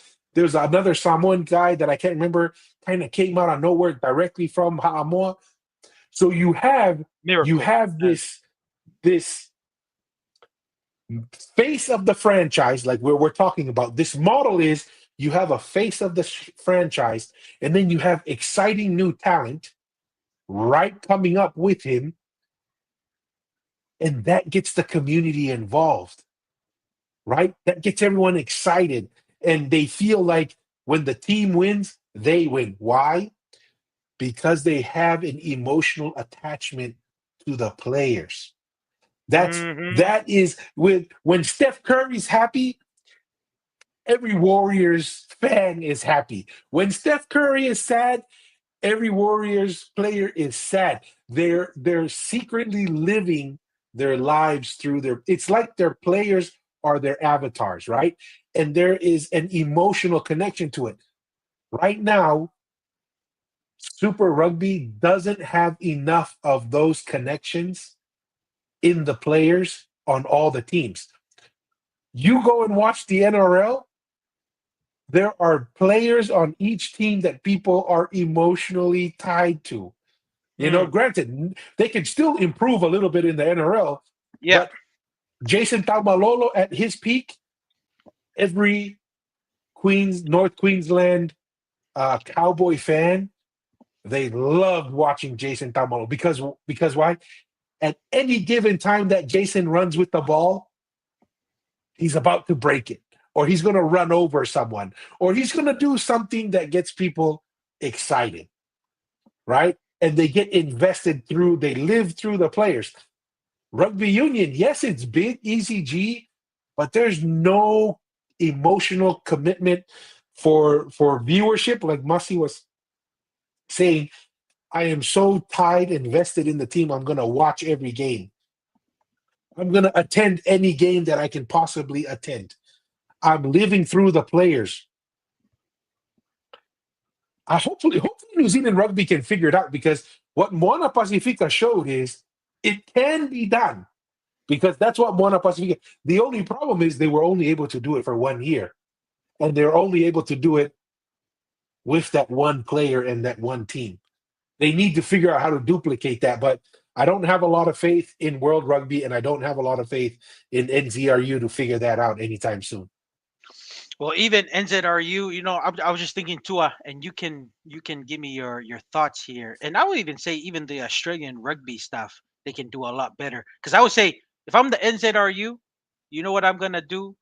Who's probably the face of the All Blacks? I'm gonna start probably Artie Savea is probably the should be the face of the art. So what I That's the would do easy is one. Yeah. I'm gonna put my resources that he is the face of the All Blacks. I'm gonna get him Yeah. as much interviews and everything with Media, support social media media. everywhere. We're gonna make him the face. So our resources. That's what I would do if I was the CEO or the board chair member of the NZRU. That's the first initiative I'm gonna do. Make Artie Savea the face. And if I'm with the Australian Wallabies committee of how they do it, ARU, if that's what they're called, who I'm gonna make the face of the Wallabies? I'm gonna make that Tuari'i kid. What Yeah. that came from league. Some Joseph of the Joseph highlights, Suarez. Joseph Tuari'i. Apparently he's killing it for how short he's. Look at that. That's two Ha'amoa kids that should be the face of their respective national teams. And because one, they have a flair. I've noticed they have a good engagement with the public, especially Artie Savea. Like you need somebody who's very talented, mind blowing, and has exceptional skills. Dude, make them the face, and I'm telling you, that's gonna allow you to be better than whatever position you're in at the moment. I mean, I'm just saying, though, what do you think of my No, initial thoughts? 100%. Initial thoughts for 100%. Australian rugby and NZRU. 100%. I would probably do the same thing if Australian Rugby Union understood what they were doing. You know who they could have had in that position 8 years ago? Who's that? Israel Folau. they would have thrown Yep. all the resources behind Israel Yep. Folau. He was But the they got face a of all little these. too Yes. political, right? They got a little too political. They didn't worry about how do I make our product better? How do we have our fans connect with our players and make the players the face of the brand? They got a Hmm. little too political, and that opportunity was wasted. Now they got to take this Swali. They paid a lot of money for him, so they obviously believe this guy is the future. Go all in, make him the face of the brand. Like, put him on social media. Go Yes. take him to when I was it Fly I him show to all speed. whatever. Fly him to any interviews or events that are gonna have the national media. Like, there's gotta be. You gotta do a lot more. Like what you're saying. No, 100%. Like, was it I show speed that live Oh, when he went to New Zealand? yeah. He went to the Warriors. When He he went to the went Warriors, to Yes, not to the All and then Blacks. when That's he mind blowing, right? Because yeah they say New Zealand is the is the national All team, but Blacks. here you have I Show Speed, who's millions on views when he does the live stream. He didn't even go to the All Blacks. He went to the NRL team, and that just shows you where the trending is going. That's a good indicator Yeah, where the trending is going. Because now American views, or not his global views from I Show Speed, is gonna follow Warriors a lot more than the old New Zealand national team. yeah, which is kind of great. So if it was Artie Savea and I Show Speed shows up in New Zealand, I'm getting Artie Savea time with I Show Speed, Hmm. right? Like, those are the things you do to Yes, sir. really drive involvement and get that stuff. Um, Wanted to get Shogun's comment here because he didn't have a direct comment on the super chat that he shared earlier, or the donation there for the kava bag. Go ahead, Mr. Atero. I want to read Shogun's comment. All right. Shogun's comment here. Guys, I could watch paint dry over rugby union these days. Rugby league, though, excitement from kickoff to final whistle. What's your thoughts on Shogun's comment there, Dwar? I am 100% on board. Right? I mean, that excitement from the that's why the NRL is thriving. That's why the NRL has salary caps, because there's Mm, so much money, and some clubs are making so much money. To try and make it an even playing field, they're adding salary caps, just like the NFL. I think the NBA doesn't have as much of a salary cap. But they, anyways, the point yeah, is, they do. but they have more like a luxury tax, Yes, right? your So willing you owner can go pays well more. over it, you Yes. just tax. But so it's a type of salary. They're trying to infuse a salary cap penalty to drive it. But you know, that to me is 100%. I think league is ahead of the game. I Yeah, think I agree their with Shogun. game and their organization is consistently focused on how do we make our product more exciting, more entertaining, for the viewers and the fans. Yeah. No, just to add on, Shogun is probably correct. I mean, I tend to watch a lot more league because one, they're more friendly player movement. I'm a fan of player movement. I don't like too many restriction. Their rules seem to be a lot better because it's a faster pace. It's not too confusing. Rugby union can get an inconsistency with one game of the other because I don't know if the refs are just having too many rules or it's a bit weird, especially with the breakdown part of union and stuff, and the scrum can kind of take a little while to move Yeah, along. But yeah, I mean, overall, to me, what's made me gravitate to league, it's the international game, just allowing player movement. That's what's really fully, because I was kind of 50-50 watching, but now it's kind of like 80-20, 70-30 with my attention with league compared to rugby union. But I just hope, union just needs an overhaul. I mean, dude, I mean, I didn't have a business degree to figure what I told you to when I said you make these guys the face of the game. And I'm it's telling you, not rocket if I was, science. it's not rocket science. It's just, I've seen what the NFL, which the NFL is the most valued sports organization in the entire world, even all the soccer teams in Europe, it's the NFL. And you know what the NFL and NBA does? They make the players the face of the franchise. And then if you're like a global superstar like LeBron James and like what is it, Michael Jordan, and even Jonah Lomu at his height, they'll be the face of the sport. Like that's how. Yeah. I don't know right now. Rugby has that. It's more of a wherever teams are at, but there's no global superstar yet for rugby that I can see. But I mean, that's just simple. I mean, but who knows? I could be wrong. Maybe they're figuring it out some other way. What do we know? What do we know, right? We don't have access. We don't have access to government subsidies to just endlessly fund our ideas. Hell yeah, boy. All right. Well, that's appreciate that. As we go to the next segment here, once again, please feel free to add to the super chats if you want your comments to be Yes, recognized, sir. and appreciate the contribution. Our next topic, kind of interesting here. Let me find it real quick. It is share the tab, bring this to the stage. This is someone posted this on social media. I'll just press play real quick. It's on mute because I don't want the music playing. But as you can see, it's kind of a list of countries. Mm-hmm. And who did this? Tongan Ninjas. Oh, it's a Tongan Ninja post here. Okay. And what I find interesting here is oldest countries as far as government and established territories. Mm. So couple things that stick out to me is, and we make this claim, right? We make the claim online that Tonga is the oldest active self-governing civilization to this day. Mm-hmm. And there are these other countries above us, but we have maintained our self-governance for thousands of years. And this is kind of cool. Even if we take that out, the fact that Tonga is on that list is pretty exciting, right? Yes, sir. Polynesian nation is on the table, and that's something that everyone should be proud of in Polynesia, because there wouldn't be a Polynesian nation if there wasn't Hawaii, New Yeah. Zealand, Samoa, Wallis, Futuna, Rotuma, Fiji, parts of Fiji in there. So thought that was pretty cool to have that on the list. Now, granted, that says 900 CE, right? We would say that Tuitonga is more close to at least 450, but then through Mm-hmm. Tangaloa going into the BC, so we would at least be breaking into the BC age groups. But I thought that was kind of interesting, and just wanted to bring that up for some thoughts, Mr. Otero.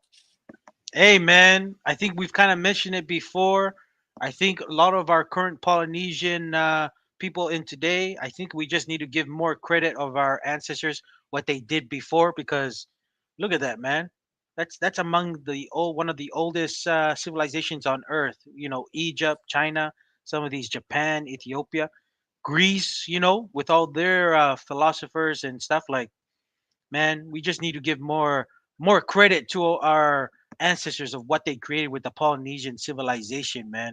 Um, not easy to maintain and make it long lasting, and it's even and we did advocate that Tonga is probably the active rulers, even from beyond, coming from the Tangaloa all the way to the current lines of kingship monarchy that we can all be proud of, because I don't know if there's any active oldest civilization that have the same monarchy from the ancient times to now, that have political power and still maintain authority. Because a lot of them are very, like, especially like Japan, the emperor is very more of an image. They don't have any Mm-hmm. political power, while our king of Tonga still holds political power within how government run, and that's the same kind of, not as much as before, but it's still political authority to say and influence in government, just like the Tangaloa times to the Tuitonga, Tuihatangalawa, and to the Tuikangpolu with the Fario Tupo. So that's just my thoughts there, Tua. Yeah. The other interesting thing and I know Greece was typically a democracy. Ethiopia, they had an emperor, but lost the emperor. Japan, I don't know if it's the same ruling family from Okay. 600 BC. Okay, I right? don't I know that. don't I'm think not too. that's Okay. yeah.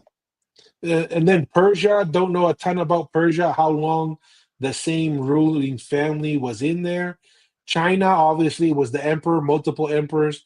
The the Mongols, right? The Mm, Mongolians came, a lot of influence from Mongolia because it was males from Mongolia that came into China for a long time. So those have changed through different lines, not the same family. Egypt, same thing with Egypt, went through different lines, wasn't always the same line, and even had, Cleopatra, where a lot of people say are could have been even like a Greek, had a lot of mm, Greek or Roman blood in her. What another unique thing about what Tonga brings to the table, it's the same ruling family, yeah. right? It's the same family. Tangaloa to Itonga, son of Tangaloa. From Laufini Tonga to Po the First, they're cousins. It's the same family. So another really unique thing that Tonga brings to the table that I don't know that anybody else can say, it's the same family that has been ruling for thousands and thousands of years. Mm, That's something that I thought we could probably draw from that as something being unique. yes, sir. Definitely. Definitely.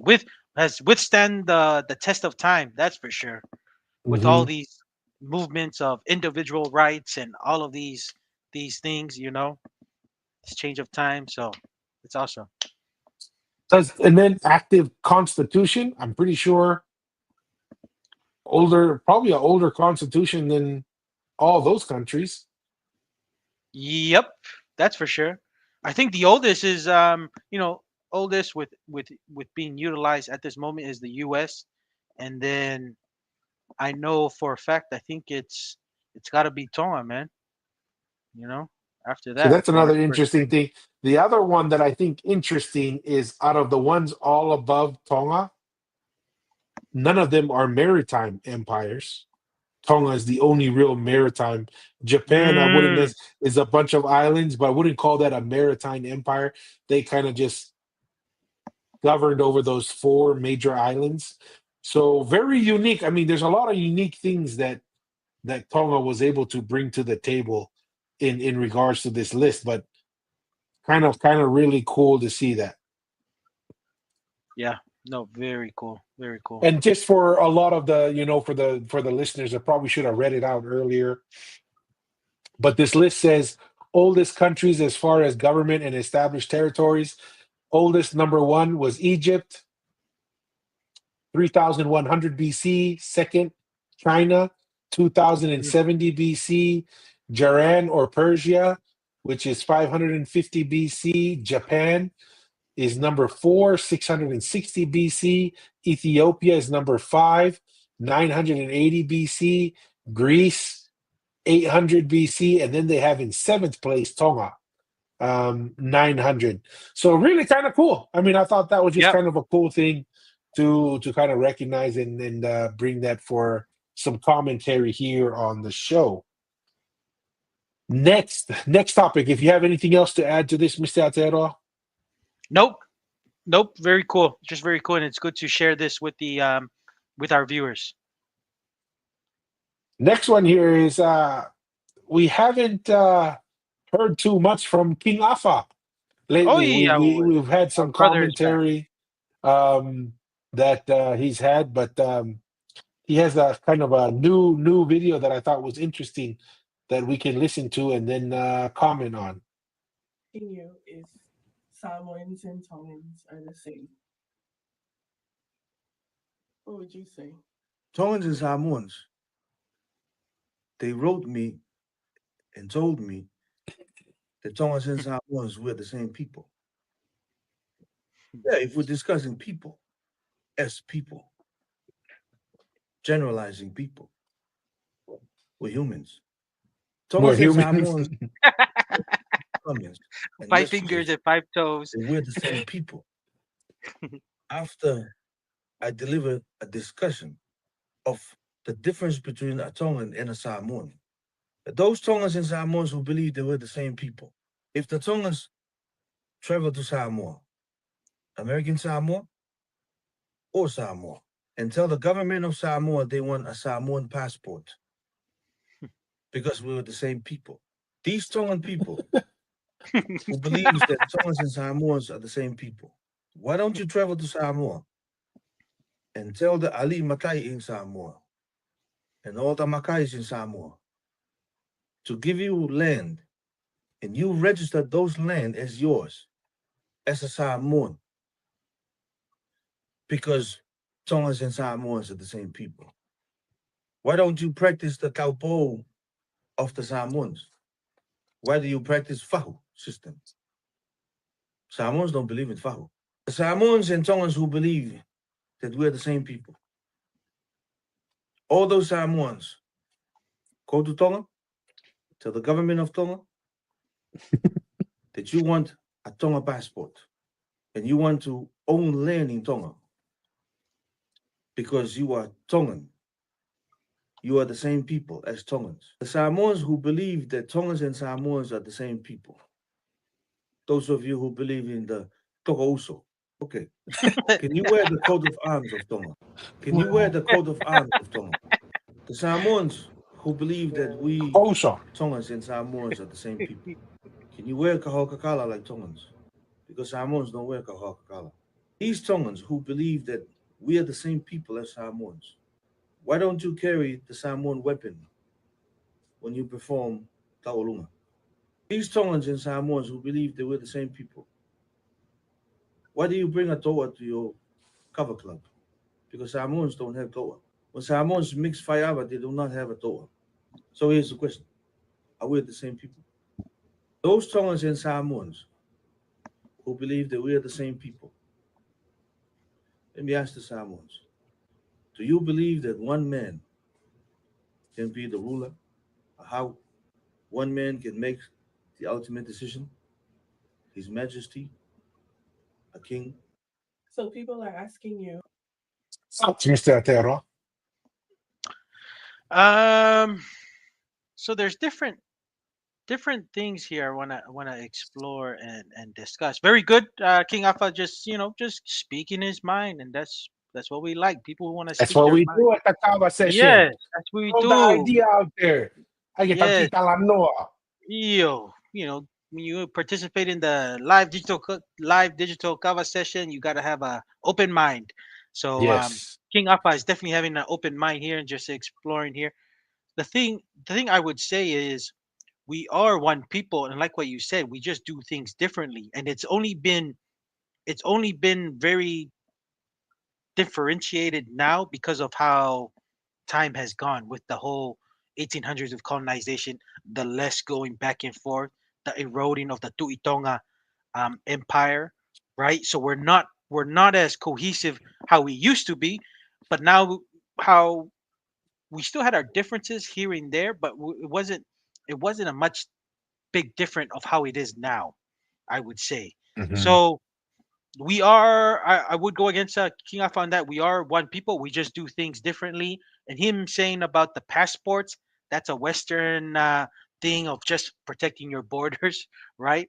Um, of how you do things now. But before then, your passport was if you married to certain clans, you don't need Yeah. you go to that particular clan within that village and you stay within that region or whatever that may be.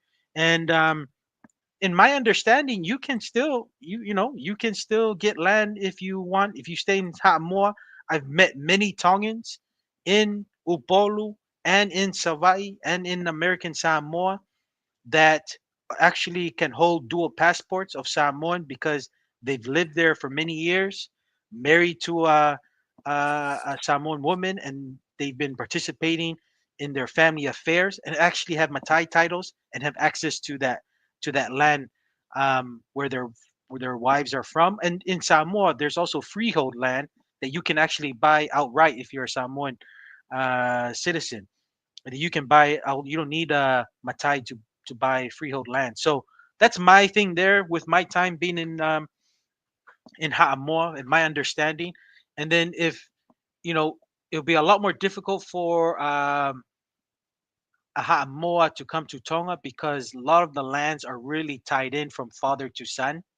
Yeah, so it's only maybe if a Samoan woman that married to a Tongan or you know Vava'u Tongan male or Tongatapu Tongan male, they can have access. Their offspring can have access to that land.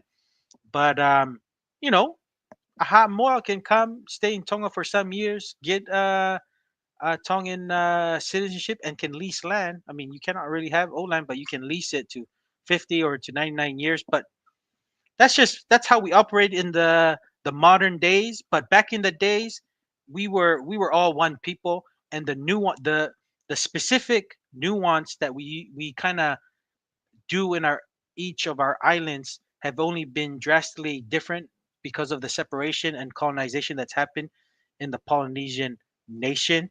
But back in the days, language was one, in my opinion. Language was one. A lot of our cultural practices were, not too different. It wasn't too Mhm. different. Like I bring the example of William Mariner when they said you want to play the Ha'amoa way, which is beating them until they can't move, or the Tongan way is once you knocked it, not or the Tongan way of doing the game, you knock them once, and then once they fall, that's the end of the game. You know what I mean? So to me, it's just that little nuance, and I think it wasn't that, like I mentioned many times, wasn't that drastic different back in the days. It's just now there is a huge difference, not a huge difference, but a good difference of how we do things now because of separation and not practicing. And that's the big thing, because we lost the inasi and the polo polo tradition. That's kind of brought the whole empire together, and that we can get to mingle and kind of coexist for that particular time, that kind of lost our cohesiveness to us. So once the tuitonga eroded and we're not practicing the polo polo and the inasi, that's when we kind of just say we tend to fall on our own and practice our own culture within our own island in those days. That's just me. Yeah, I do find I appreciate King Alpha's perspective. He does think outside the box, right? Yeah, That's a flexible mind, is a curious mind. So I appreciate yeah, that with King Alpha. I agree 100%. The idea of the passports is a mm, Western construct, and it is why we have different nations that didn't exist previously, yeah, right? And his own point actually shows that there was a time that we were the same people, because he says, does Ha'amoa believe that one guy has the right to make the rule or the decision? So that's a he's making a very interesting distinction yeah, there, because, like we said, some people get offended when we say this, but I think it's a fair observation. Ha'amoa or Samoa as a nation never existed until colonization. And why? How can we say that with relatively confidence? They never had a consistent unified ruler, mm, right? Like they didn't have that. So how can you say you were a nation prior to colonization when you didn't have a unified leader for long periods of time?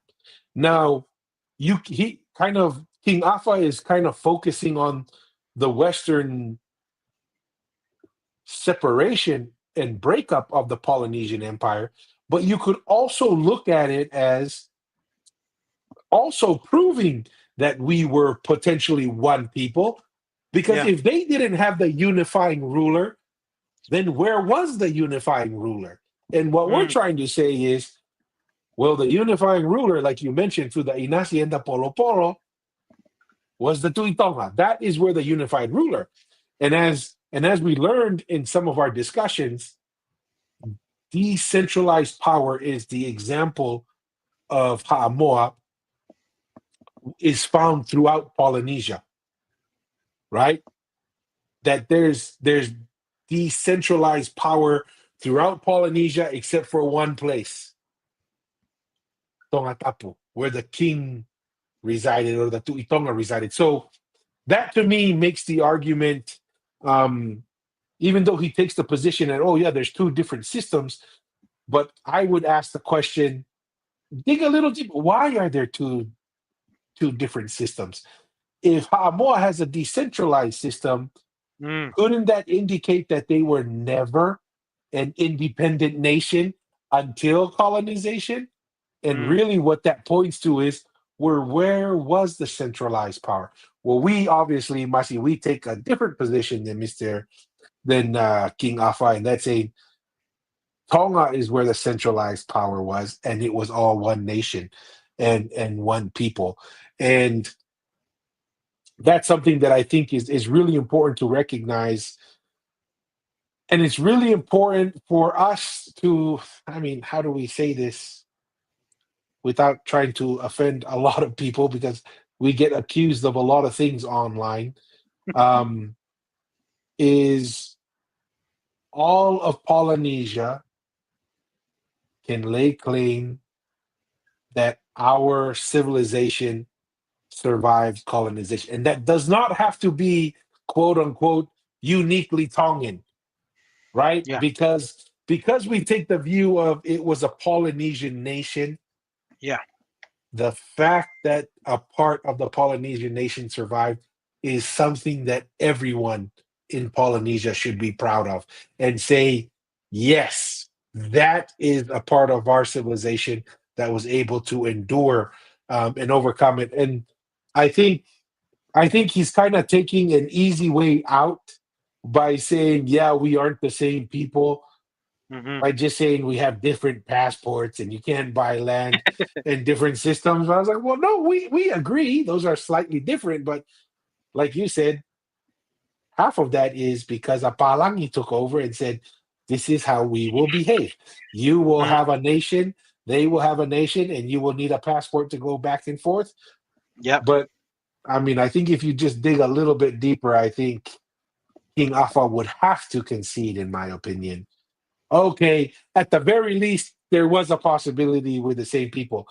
Captain Cook thought we were the same people. He went all over Polynesia and he said, these people look the same, they speak the same language, they have the same culture, right? mm, And maybe that's why he went to Tonga three times more than, and he went to Tonga more than anywhere else, is because he said, hey, I was there at the Inasi. This kind of looks like the center of this nation. I need to spend maybe a little more time around this area because they seem to be more organized, more peaceful, more agriculturally advanced, and the leadership seems to be a lot more sophisticated than the leadership I was finding throughout the nation.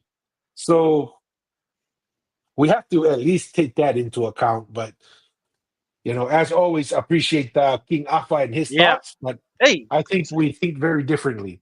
yes, stimulating the conversation, man. He's just sharing his ideas, and that's a good thing. Being able Yeah, to share ideas I and think talk about Huatalanoa, he's causing yeah, people to have discussions, yeah, and I yeah, think that's important. I mean, that's why we have the live digital kava sessions.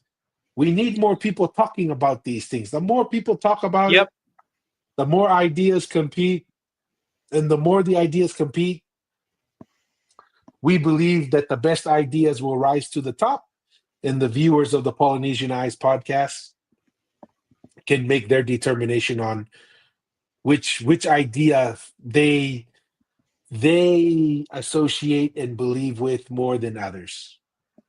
yep, 100%. So I know King Afa is very popular with the Ha'amoa brothers and sisters because he says there's some things that they don't appreciate. But hey, like you said, he's stimulating the conversation. Yeah, yeah. Oh, and that's the thing. The more, and this is another thing. The more conversations we can have about our origin stories and about each other and within Polynesians, the more conversations we have, maybe the less time over time will take less offense because at least we're talking about it. I think people take offense when people share ideas because there's not many discussions that's actually happening about Polynesian history and Polynesian origin story. That's in my opinion. No, But I you know, 100% agree with that, Mr. Aotearoa. And that's why it's important to have those conversations, yes, sir. right? To Yep. really drive. And then you just think about it. Does it make sense? Like, you know, there's been some chatter that, we come from Tahiti, Polynesia comes from Tahiti. And then you're like, but there's overwhelming evidence it started in Western Polynesia and moved east. Does that Yeah. make sense? I don't know. You just Yeah. gotta dig around, dig around. Yeah. Anything to add to that, Mr. Aotearoa? Nope. I think we covered it pretty well regarding King Afa's thoughts that he shared with us. Unless any of the viewers had anything interesting or interesting angle or something they have, but other than that, I'm good. Okay, what I'm going to do is we're going to go into the studio and we're going to go through some. I do try to respond to as many comments as possible, Mm, but we don't always get to all the comments. So what I'm going to do is I'm going to try and find, where's the comments section? It's been a while. Right here. is this on our which platform is Social this one? media. I'm going Social to media. YouTube right now. Okay. Okay. All right. No, that's really good. For our viewers there, if you have a question that you want us to kind of touch on or to explore, the super chats available that we will answer them. So just letting you guys know. All right. Looks like So we got here's one, Masi. If you want to read the one where it says Samoa Moni, he okay. asked this question. So there is a Ha'amaui in Tonga, but no Ha'atangaloa. In Samoa, there is a Sa'atangaloa. The Sa in Samoan is equivalent to the Ha'a in Tongan. So if there is no Ha'atangaloa in Tonga and there is a Sa'atangaloa in Samoa, along with many chiefs bearing the Tangaloa name as a title, then isn't that proof that Tangaloa was originally from Samoa? I know I had a discussion briefly with you, by the way. Tua, what's your thoughts there? First crack at it. Yeah. So a couple things that come to mind with this question, and I appreciate Samoa Moni bringing this up, is this. Is there a Ha'atangaloa in Tonga? It's yes and no. It is no with the name, but yes with the bloodline. And I'll explain it this way. When Tangaloa installed Aho'eitu as the heir, or the person that would assume power, Mm, the reason why Tangaloa creates a new title for Aho'eitu as the Tu'itonga is because there's already an heir to the Tangaloa title. mm-hmm, And that's the oldest son that Tangaloa has. And this is probably where this practice originates from. mm, But when an existing title loses its lead or its primary role or a higher rank, you no longer carry that name. So the oldest brother becomes the Tu'ifareua, which mm, eventually becomes the Tu'iperehake, right? The name changes and you don't use the same name because that power and that influence and the role of that title has changed. And it's actually very biblical. This is actually a biblical thing. And that's why, maybe one of these days it'd be great to have Maui Tekelangi cover some of the practices and the traditions in Tonga for installing chiefs and kingly lines, how they're very close to Christian ordinances and practices. But when a role changes, the name changes. This is why Abram name changes and becomes Abraham. This is why Jacob's name changes from Jacob to Israel. When mm, the role and the purpose that you have changes and your responsibility changes, your name changes with it. So when the Tangaloa changed its role and its responsibility to the next heir, the name changed to Tu'ifarewa, and then it changed its name and became the Tu'iperehake. How do we know? Here's another piece of evidence. How do we know that this is true? And I just learned this in speaking with Devita Fare. I didn't realize that there's still a Furitaunga to this day. Mm, And the mm. Furitaunga is only to one person. Yes, that's their Because kava. it's their kava. To this day, there's only one Furitaunga because the Tuitonga no longer carries the Furitaunga. It's the Tu'iperehake because that's the line of Tangaloa. The line Mm, of Tangaloa still carries the Furitaunga kava ceremony. And mm, so, because the Tupo line today, they were installed with a kava ceremony and a structure, they don't carry the change. And here's another thing: the change in the name from Tu'iha Takalaua to Tungi, right? There was a change in the name because the role and the responsibility of that title had switched. So my response, that's my long way of saying there is a Tangaloa line heir to this day. It just doesn't go by that name in following of ancient Tongan and Tangaloa type or tradition of changing the name. And so, yeah, that would be my position. The other thing too that I thought was interesting, according to Xiaoxi Ilayu, there's many many oral histories about Tangaloa, but the very earliest one on how the Tangaloa name got to Ha'amoa was because the reigning Tangaloa liked the guy's wife or his daughter, and in exchange to marry or to go with the daughter, gave the guy the name. mm. So it wasn't even like, oh yeah, it was a father to son, father to son. It Or was, bestowal way. It was just yes, it was a yeah, trade, yeah. right? And then here's the other thing. If the Tangaloa title still exists in Ha'amoa, why is that not the most powerful title in Mm, Ha'amoa, right? Or at least the most recognized or older or the most unifying power. Instead, we have what the Tu'itonga said as Marietoa as one of the most powerful titles, and then some of the others, the Tu'imanua and the Tu'iana and some of these other titles that came up. So that's my long answer to that question, Mr. Aotearoa. No, and I'm just gonna add to your thoughts here. Good question by Samuel Moni. With the understanding of why it's important to change your name when that title is no longer the top rank or the top status, and because its role changed.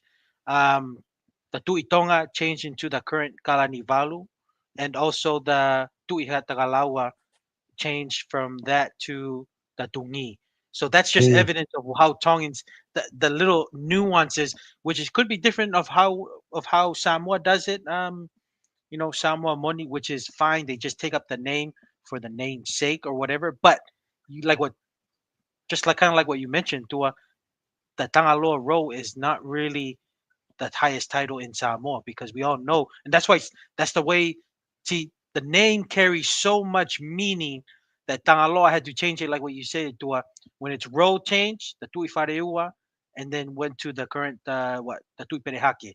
Now, because its Mhm. role changed, the name means so much, or the titles mean so much that you don't just use it for the sake of just using it.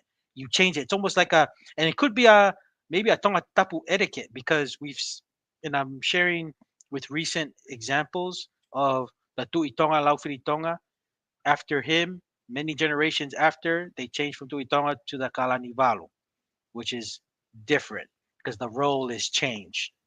The Tuihatagalawa, same thing.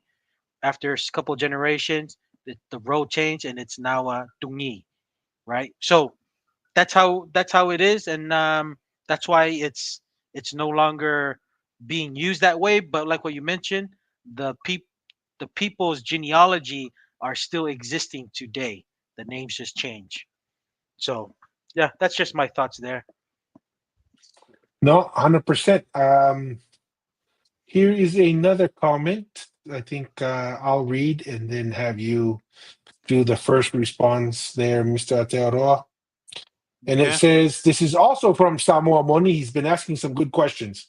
He said, and this is in regards to the Tui Tonga, the Tongan Empire being the longest self-governing and the same family, right? Up to Mm-hmm. from the past up till now. He says, I thought the Tui Tonga and the Tupou lines were two different royal families. If they I'm or if they are related down the line, but those of Tutupu Kanukupolu line were never Tuitongas. Hence, there were two different royal dailies that rule. That is my understanding, but I'll accept correction. So basically, what he's saying is Mm. the Tuitonga and the Tuikanukupolu were different lines and not of the same royal family. All right. So, good question, Samuel Moni. Thank you for always writing some good comments, man.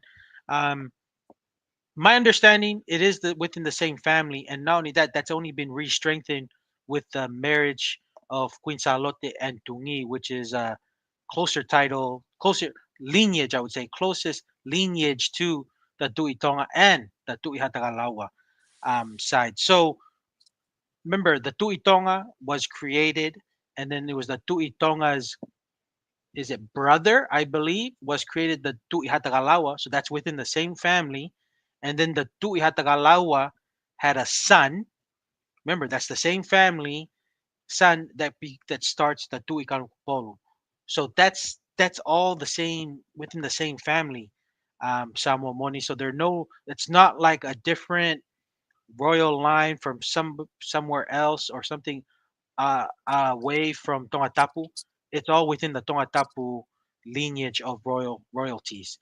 Tui Tonga, which is a son of Tangaloa, right? So you can even go further than that. The Tui Tonga, the Tangaloa, and Mhm. then the Tui Tonga, he makes his brother.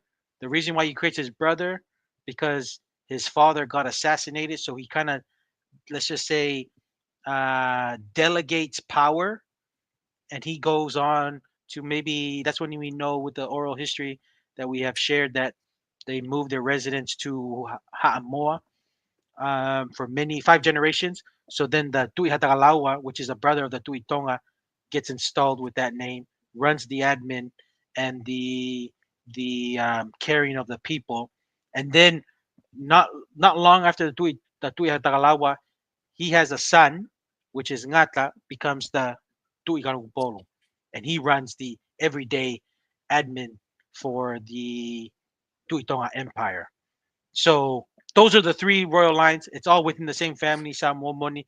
It's not different or separated by any means, and that was only re-strengthened, especially with the marriage of Queen Salote being the Tui Kangpolu holder with Tungi, which is has closer, and it's all about just everyone's related. It's just seeing who's the closest. Are you arms length? Are you arms length of being closer to the Tui Atalawa or Tui Tonga, or are you whatever? Now it's just all about who's closer because everyone has those ties. It's just stating your genealogy or, oh, are you closer? Okay, you're probably closer than what I am. I'm a bit few generations away.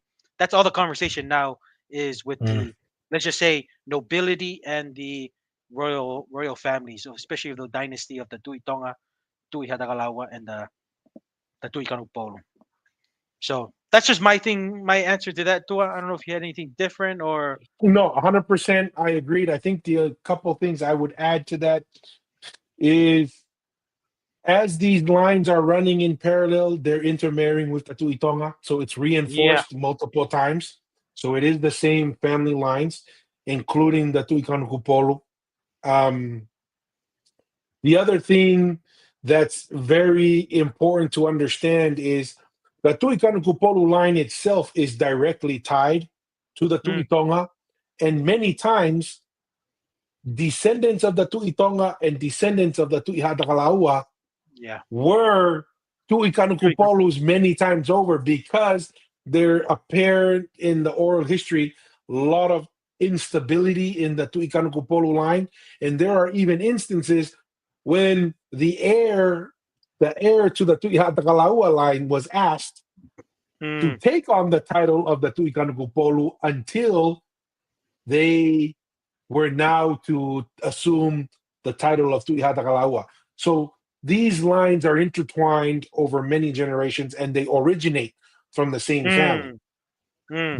The only real difference I think caused a lot of confusion and why a lot of our brothers and sisters in Ha'amoa, because they don't understand in our system in the capital or the consolidation of power in the empire is so different than what is practiced every day in Ha'amoa, that when a lot of our brothers and sisters from Ha'amoa came to Hihifo, and Chelsea Eliu talks about this a little bit, especially towards the very end of the Tui Kanukupolu. The definition, according to Chelsea Eliu, of Eiki Yeah. changes. And Mm, what does it change from? Eiki just referred to, like what you were saying, Masi. Who's closest to the Tuitonga? That was the mm. definition of Eiki. And the more Eiki you were, meant that you were closer to the line of the Tuitonga. And that is why sometimes it was difficult to find people to step into the Tuikanukupolu's line because it was the lowest.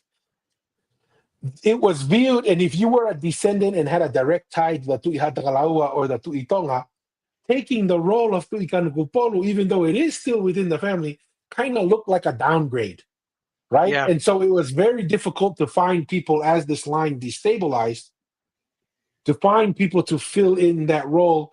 And then to make it even worse, I guess, if you want to, I don't know if it's worse or not, but the Tuikanukupolu has to have Ho'eiki underneath him, but the Tuitonga and the Tuihatakalaua are still on Tongatapu. And In a the lot same of his island. in the same island, and his cousins, because that's what Eiki means. It means we're the same family. Yeah. We share the same genetic bond. It's very difficult for the Tuikanukupolu to go to his cousins at the Tuihatakalaua and the Tuitonga line and say, "Can you come and serve me?" When Yeah. my role exists to serve you. So what Yeah. happens is there's the appearance of people from Ha'amoa coming to Hihifo, and then Xiaoxi Ilayu says that the definition of Eiki changes, which is Eiki used to be just your blood, which Yeah. is the Tuikanukupolu himself, the Tuihatakalaua and family, the Tuitonga and family. But with the nobles of the Tuikanukupolu, it was, I gave you a title. Now you're a Eiki because I need you to do the work with me. I need you to help me do the work of the Tuikanukupolu. So I think that made it, probably made it look and appear that it was a whole separate line, right? Because there is Mm, this importing of people from Ha'amoa, but the reality is, at the end of the day, they are the same family. And we even make the argument that Tupo the First was doing the job of the Tuikanukupolu and bringing the government and the administration of the government into order, which is yeah. the responsibility of the Tuikanukupolu. Yeah.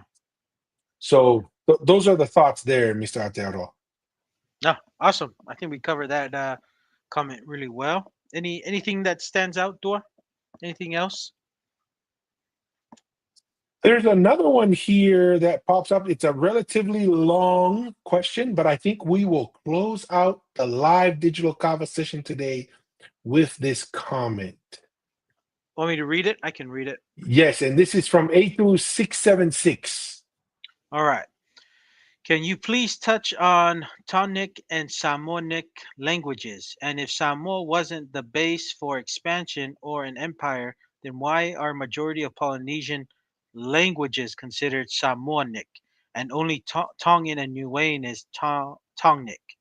Does this have something to do with different dialects? In the Royal Tongan dialect closer to that of Samoanic, which could show that the elites of Tonga were able to use Samoa as a base. I have previously thought that the Tafaifa and the royals of Tonga, three bloodlines, are the elites of the one nation Samoa and Tonga once was, and I thought perhaps the elites of both modern day nations speak a similar dialect in some ways. I'm asking these questions and putting this forward as Samoans use the whole Samoanic languages to show Tuimanua existed and was the force that started expansion. But expansion is in line with the time Tuitonga Auetu is said to have started the empire. Good question, and I think you touched on this in one of your episodes, Tua, with the Samoanic and Tonganic languages. So I'm gonna give a first stab at it. Yeah, so it's this is what I always joke about, what I call the one data point analysis, right?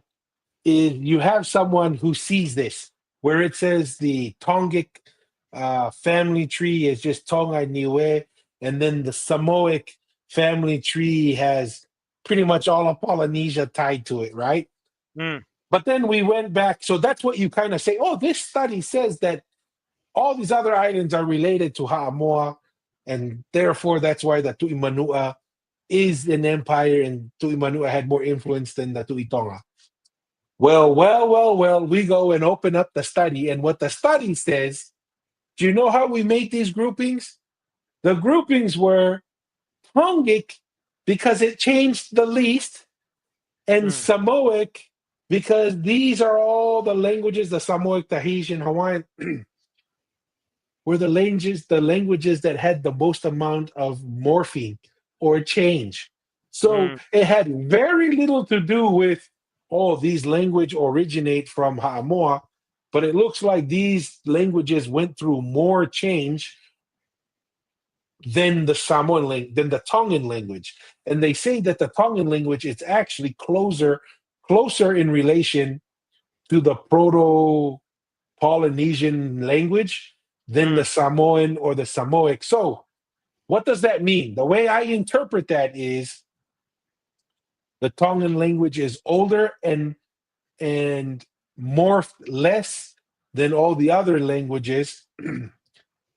The Samoan language, like the other, like Tahitian, everything else, it went through more change because why? They got colonized. And some mm. of them even lost their language. Like Hawaiian had to be resurrected from the dead. I don't know if Maori, same way. Maori was the same way, had to be resurrected. So Mm, naturally, these changes over time would group them and make them more similar than the Tongic languages. So once again, using that one layer of analysis to say, oh, just because there's a bigger group here, they must be more related.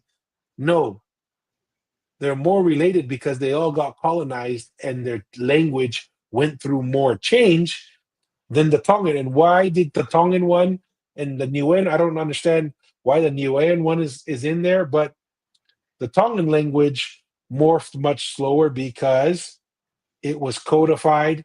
Tonga remained sovereign, and their constitution was written into it. So they were able to preserve the older language for a much longer period of time. mm. No, awesome input there.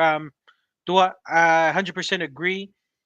The Samoanic languages were kind of closer to other islands, and the only thing you can draw the parallel to those is because of colonization, and that's why they went through rapid changes. Tongan language is probably the closest to what our Polynesian nation used back in the days. And why I can share that is because Tonga was never colonized, so our language is gonna go through less change compared to the our Polynesian brothers and sisters. So that's a good one. So it's not because of the Tuimanua empire kind of spreading and having their own kind of dialect or language um, kind of thing. It was just the colonization and the rapid changes that was happening, especially with the um, introduction of missionaries coming in and changing a lot of the languages under the empire. They were colonized by a Western empire, so whether that be England or Germany or whatever. So yeah, that's just my answer to that question. But thank you, A2, for that putting that comment forward, and hopefully that can answer that question. So Want to looks like read we got a Jay's? comment. This is Jay. Jay's Hmm. pushing back on us. But go ahead and Okay, read Jay's Jay, comment there, Maria, Mr. Ateroa. Maria, Jay. Jay's comment. Talk about when Tui Manua Empire ruled Tonga. All right, awesome question. Thank you, Jay. Tua, any thoughts on Jay's question here? Let's bring it to the Jay, Kava circle. if you go back and look at some of our episodes on archaeological studies that were done on Tau Island Mm, in Manua, that they found that the Tui Manua is only 500 years old. Now, they like to blame the Palangi because only the Palangi went up to do the presentation, but there were Samoan scholars that were part of the study as well. Now, what makes that interesting, mm, okay, is this: if the Tuimanu is only 500 years old, then it would have been in the 1500s that the Tuimanu existed. But there is overwhelming evidence, right, that is the height of the Tuitonga Empire. So for everyone who says, "Oh, the Tuimanua Empire ruled over Tonga," and they actually talked about that in that study. The guy yeah. who did the presentation was, there's this great oral history about the Tuimanua, how it ruled over Tonga and Fiji. And then he says, there's only one problem. There's no oral history in Samoa or Fiji that the Tuimanua ever ruled in those Mm, areas. Now, mm, you can't say that about, even though we take a very different interpretation yeah. of quote unquote Tongan invasion of Ha'amoa. Ha'amoa as a nation never really existed, but there is confirmed oral history in Ha'amoa that the Tuitonga was in Ha'amoa and was governing Ha'amoa according to popular oral history for 400 years, which is kind of interesting because that kind of sits very close to amount of time, 300 or 400 years, where the Tuitonga lived in Ha'amoa, right? But Mm, anyways, long story short, what I'm trying to say this is the Tuimanua Empire, number one, probably never existed. And then number two, even if they said it existed, it would have existed when the Tuitonga Empire was at its height. So not sure you can call it an empire. That's my thoughts there, Mr. Ataro. Anything to add about that? nope. Thank you, Tua. Just to add on, we do believe there was a Tui Manua, but there's no evidence to say that it was beyond its borders, that there was such a empire or gathering of other Polynesian islands to Manua. So we've kind of shared maybe some of our ideas that Tui Manua had some close relationship to the Tui Tonga. It seems like, and really close. Um, that's why it was mainly the Tui Tonga residing in Upolu and Savai during his kind of time away from Tonga Tapu. But we're still trying to figure out. I think Siashi Ilayu gave his thoughts, saying that the Tui Tonga, or before, I think the Tui Tonga's mother was from Manua and took upon the Mm. title of the Tui Manua. Kaufonua Fekai. Kau- Yeah. Kaulfe Nua Fekai took that title of the Tui Manua, but he was always referred to the Tui Tonga title because that was a superior title to the Tui Manua, but he took it because his mother was from there. So there's that idea. So those are the two ideas we kind of shared. So Jay, hopefully that answers your question. Jay's on a roll. Here's his other one. He says, talk about how your King George changed the language, bro. I don't know exactly how that really ties into anything, Jay. So you're telling me to pull the first single-handedly change the language at the same time he wrote the Constitution in this new language that he changed it from, and somehow Tonga survived colonization while going through a whole language change? I don't know how that's even Mm, possible. I would assume if mm. there was a language change and you put that change into a constitution, that constitution wouldn't have survived. But Yeah. what are your thoughts, Mr. Atero, on that comment? Yeah, I'm not too sure what he means with change. I mean, the Taufa Hao, he's one of the very few to actually write our language, like what we were verbalizing to kind of write it. I know you've kind of brought that idea to that there was a written language way before, and maybe in some part that transition it Hmm. was kind of lost. But to my understanding, that Taufa Hao Tubo the first, apparently, from my understanding, when lots of people were like, when they were signing documents with some of the natives, the Palangis would say they would just put a handprint, but it was like Chelsea, Tupo the first, he was the only one that actually had a signature. eh? And that just showed that he was able to put the language on paper to his liking, and it was the same thing that transitioned with the Constitution written in Tongan, which is it's probably is it the only Polynesian native language that was written on a document and ratified Mm. to us? That's pretty Yeah. cool, right? To have a Polynesian language in that what in the 1800s, because I think the Hawaiian Constitution it was modeled after that, but it was written in Tongan. Those are some changes, but the Hawaiian Constitution was written in English, Palangi, just like the Treaty of Waitangi and the other things before it was kind of translated to the native language. But the, the original Constitution of Tonga was only in Tongan, and that was because that drive was because of Taufa Hao and his ability to read and write at such an early age compared to anyone in his time. So yeah.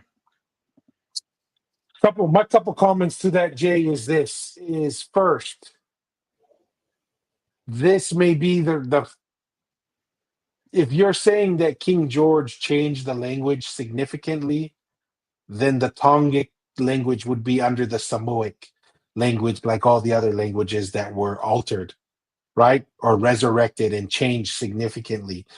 But that obviously is not the case, because what Tupo the First actually recorded is much closer to the Proto-Polynesian language. Mm, So what he did save actually made Tongan language more unique and more further away from the Samoic languages, right? So that's something that I think is really important, and I don't quite fully understand why you talk about how your king changed the language. mm, Actually, the evidence of why there's a big difference between the Samoic and the Tongic languages is evidence that he didn't change or make things up. He was just recording how he understood the language and how to spell it out phonetically as yeah. needed into books to be able to write.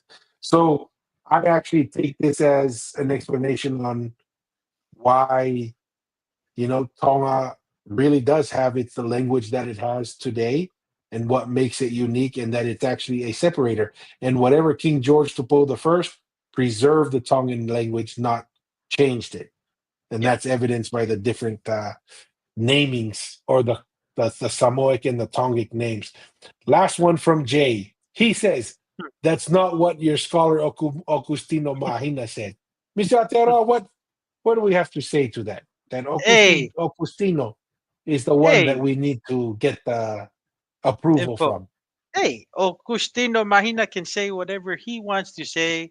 This is an open-minded dialogue, and Jay, it's up to you to take his word for it, do more research, or you take it as what he says. It's up. You can do whatever you want, Jay, and just that goes for everybody else.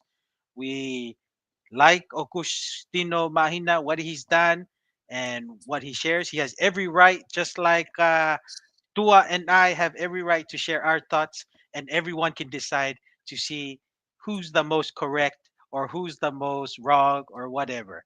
It's a free world we live in, and that's how you let ideas compete. We love Augustino Mahina. We have engaged with him multiple times. I've said it, Jay. I've actually had Augustino Mahina in my house. I've actually faikava with him.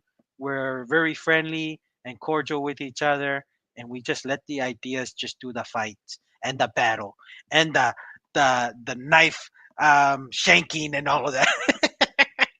But that's my thoughts there.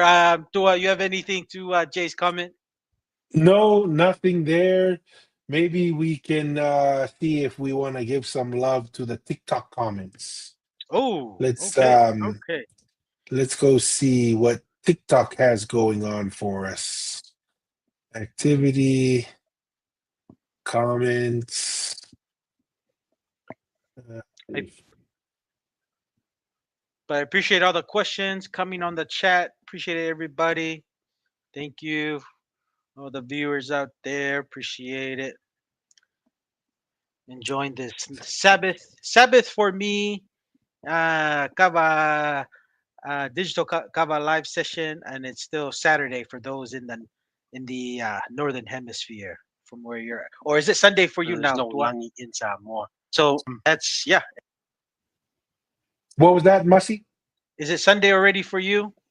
Are we It all on the is same day? Sunday. Yes, Okay, so we're all on for a Sunday couple then. hours. I was trying to just skim through some of the comments here, Mr. Atearoa, just to see No worries, no see if worries. there's anything that sticks out here. I did see some. I try to comment on these as much as I can.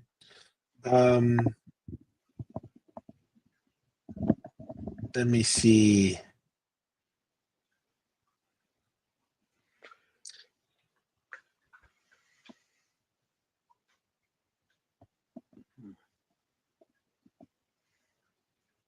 Trying to find. Do you know what the Pai Pai Valu is, Masi?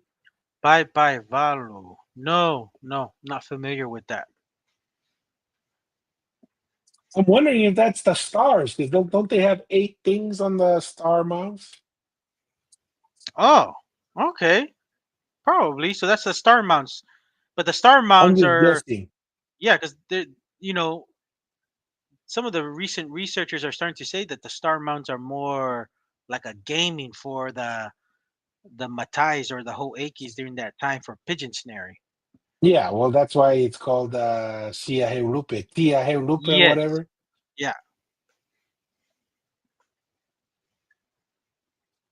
So I'm trying to see here. I thought I saw some comments.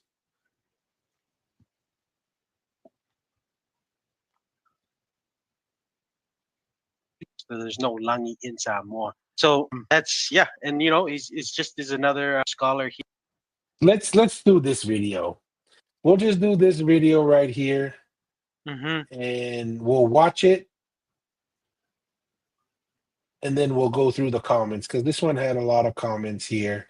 A lot of people were a little sensitive with your responses here, Mr. So Aotearoa. there's no langi in Okay. Samoa. So that's yeah, and he's Can you just is hear it? another scholar here, just perpetuating his thoughts of langi being in Samoa, which is highly disagree with because like what we said, there's a lot of very faulty areas or areas that's not cleared up. That if Samoa was where Langi started, why is there no significant evidence to prove that there was such a empire that started there? And even and even like just titles even predating the Tuitonga titles. There's no Samoan title that predates the Tuitonga. So there's a lot of holes and weak argument on that. So, but hey, give them props and like what we said, Bush Mahina, he's from Ava'u.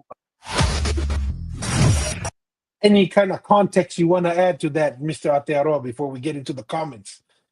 Oh yes, sir. I still maintain that argument that when we refer to Langi as a residence of Tangaloa and a residence of the Tuitonga, so when probably people can misunderstood what I was saying that okay there is a langi because I know people will say okay well the langi there's a langi in Samoa if it's a reference to a mountain or to the sky okay yeah that's general but I'm going to be clear now saying when I refer to langi as a resident of Tangaloa because that's what we're trying to understand was our origin and the only langi that exists in all of Polynesia as a resident of Tangaloa.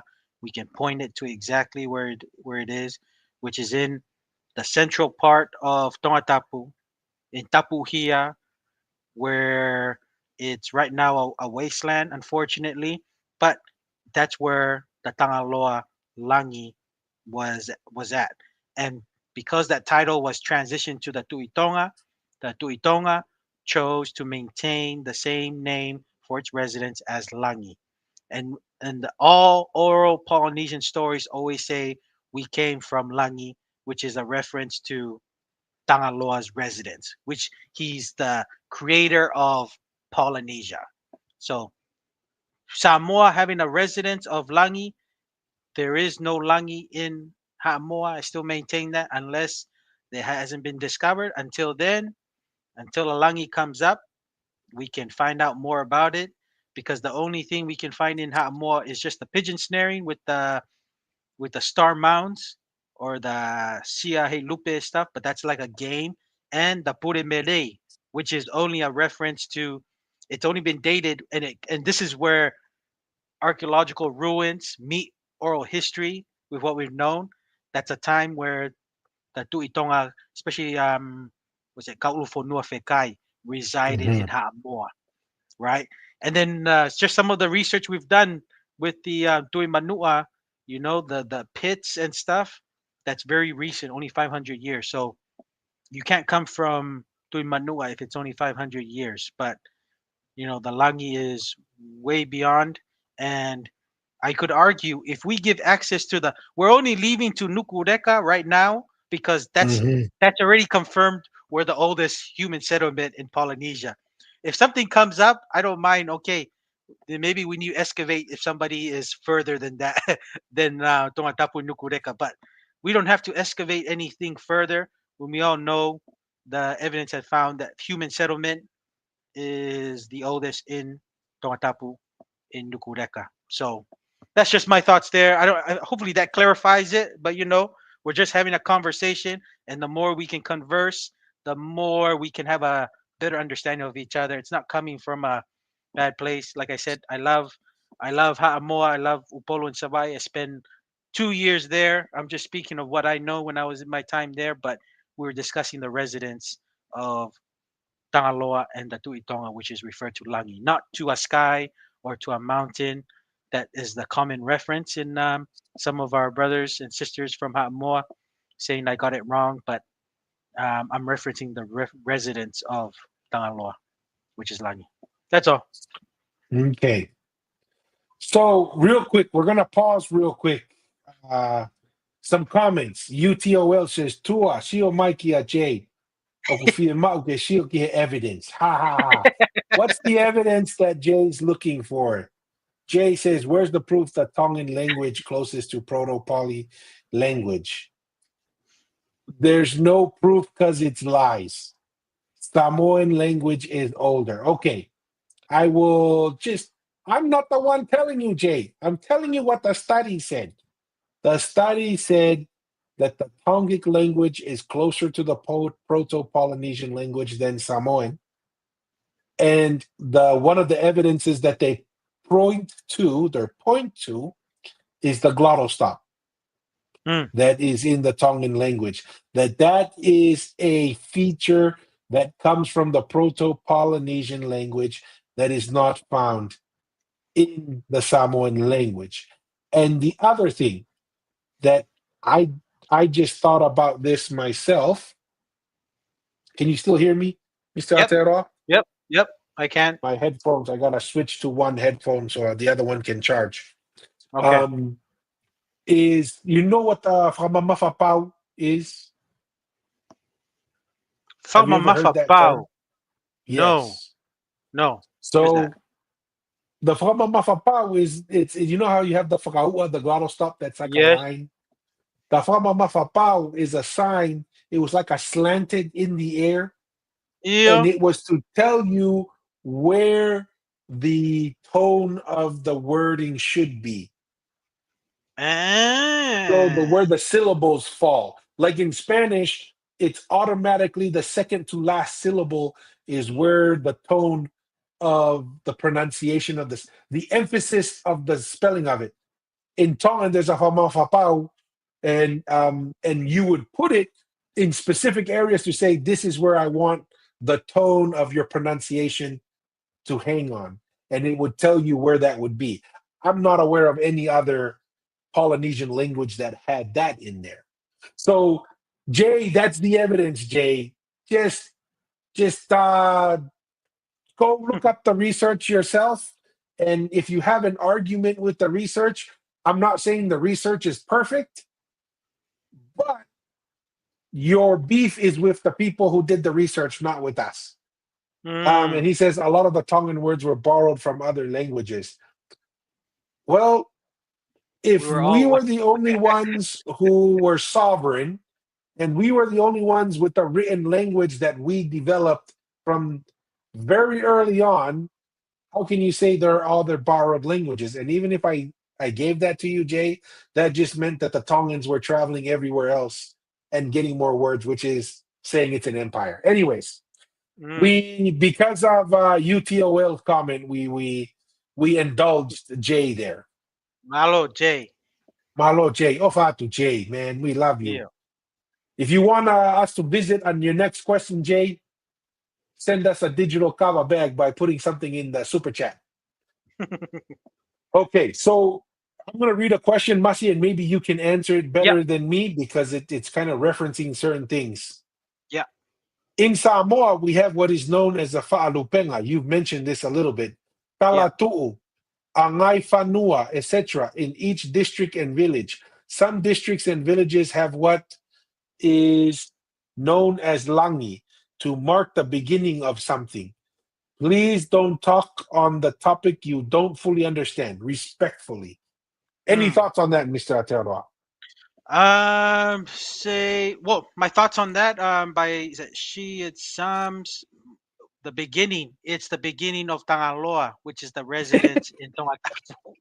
So, like I said, I've been in Upolu, Savai, and Tutuila, American Samoa. I'm not coming this from nowhere.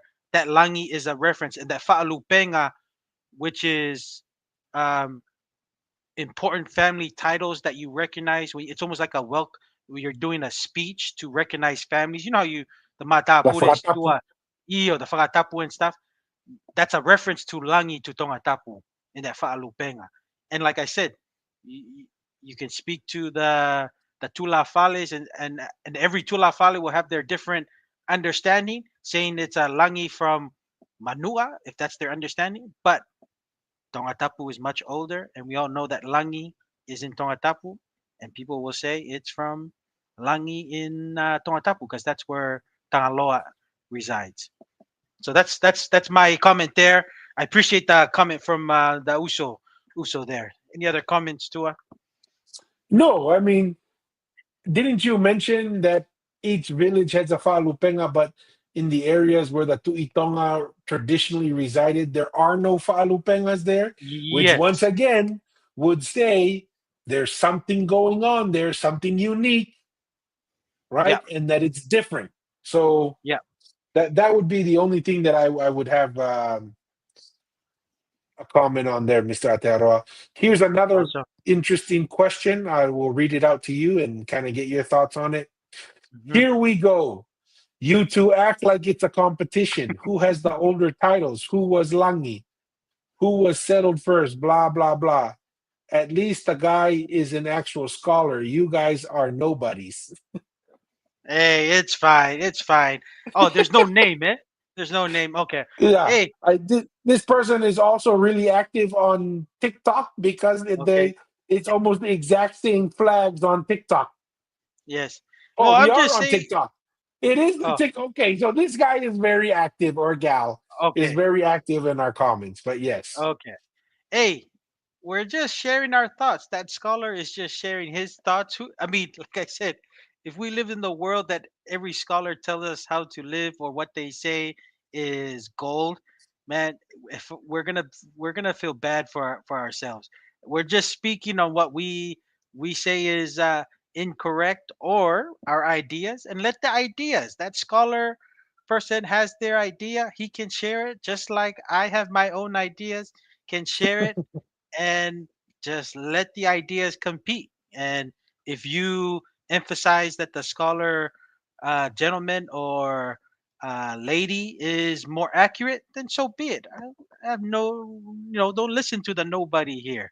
I'm just a person, just like to chat story, talk story, like they say in Hawaii. Just talk story, and let the people decide. But that's just my thoughts there. Tua, I don't know if you had anything else. No, I mean, just because someone's a scholar doesn't mean they know everything. And just like the comment earlier, the scholars are those who speak the Fa'alupenga and all that other stuff. I would probably take their word more for it than the scholars themselves. Um, Mm.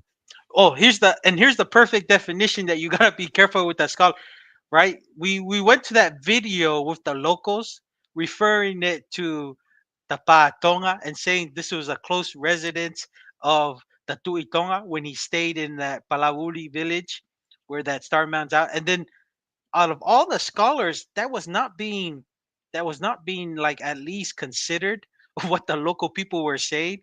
It was oh like yeah. they've kind of drifted off and just create their own kind of theory for something, and I don't know. They're making it very difficult to understand this structure when we all know from what the people were saying.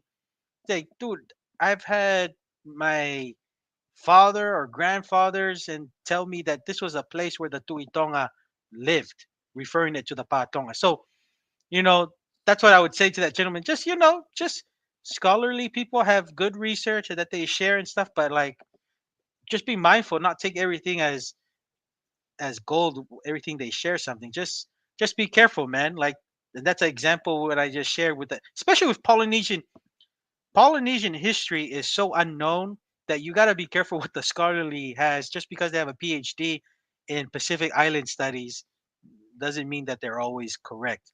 And that's why Tonga's unique. And Tonga's a bit unique in that sense of a part of the Polynesian branch or tree or kava plant that was not colonized. People don't have to have PhDs to speak on what has been passed on within their own family. You know what I mean? And can Mm. speak on that because we still maintain those stories and genealogies and ruins. In our case, with ruins that we've maintained within our family that we can speak on stuff on that. And many scholarlies don't have that access. So just because you write a paper in a nice AC room or whatever, that you still need access to certain materials and ruins and even oral histories from certain families that many of them have not. And people with those stories, if you're not within that village or family, they tend to be hesitant to just to give information like it's free air to breathe in. So that's just my thoughts there, Tua. No, 100%. I agree. It's kind of funny how, like you mentioned, I thought that one video that we saw that, here you have these scholars coming in and they call something the Pule Malay Mount, and the lady goes, yeah, we never called it. Yeah, We never yeah. called, I've never heard the word Pule Malay Mount. I don't even know where it comes from. Right. Mm, And so, and then he says, yeah, the guy who worked this land and his family's been on this land, he just said it was the Tonga and it had to do with the Tui Tonga, that this was built for the Tui Tonga. mm, So that's why I think it's funny when they say, the Fa'alupenga. Well, a lot of the oral history in Ha'amoa even pushes that the Tui Tonga was there, and there's a lot of influence in that area. So I don't know. It to me, I just find it interesting that there's so much confusion out there. I mean, I even see online now that there are people pointing to Tahiti and tapu Tapu tapu Tapu atea. Atea as that's the origin of Polynesia.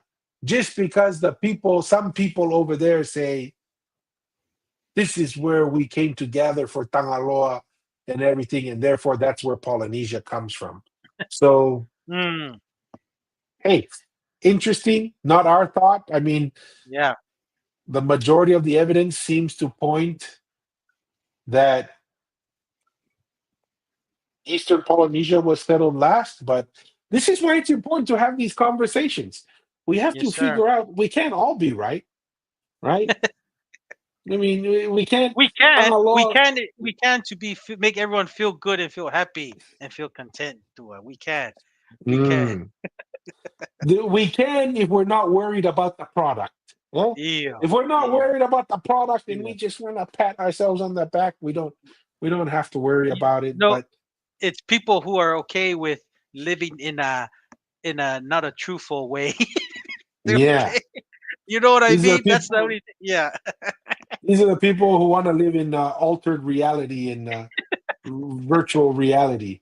yeah, yeah. So okay, no, I think that'll cover our online comments for Hmm. now. But any closing thoughts, Mister Atearo? Closing thoughts. I appreciate the viewers joining us on this live digital conversation on the Polynesianized podcast. I appreciate your guys' support. We've seen tremendous growth and interactions and content sharing too of the Polynesianized podcast. I appreciate everyone who has a fond history of Polynesia and just wanting to understand more of our culture and our Polynesian heritage and the origins. This is what we're all about. The Polynesian Eyes always keeps an open mind, and we always listen to all ideas. Um, you know, I want to just have a special shout out to Water Bears and Tevita Toifoki and Shogun for their contribution to the live digital Kava session. And I hope this content was helpful for you all. And until the next one, but that's end for me. Malo. Yeah, my thoughts on that is reminder we will have another live digital conversation tomorrow evening, 9 Yeah. p.m. Pacific time. We'll be having Rockstone join us and we'll go over the Tui Lau installation, kind of going Hmm. into the ancient relationships of Tonga and Fiji.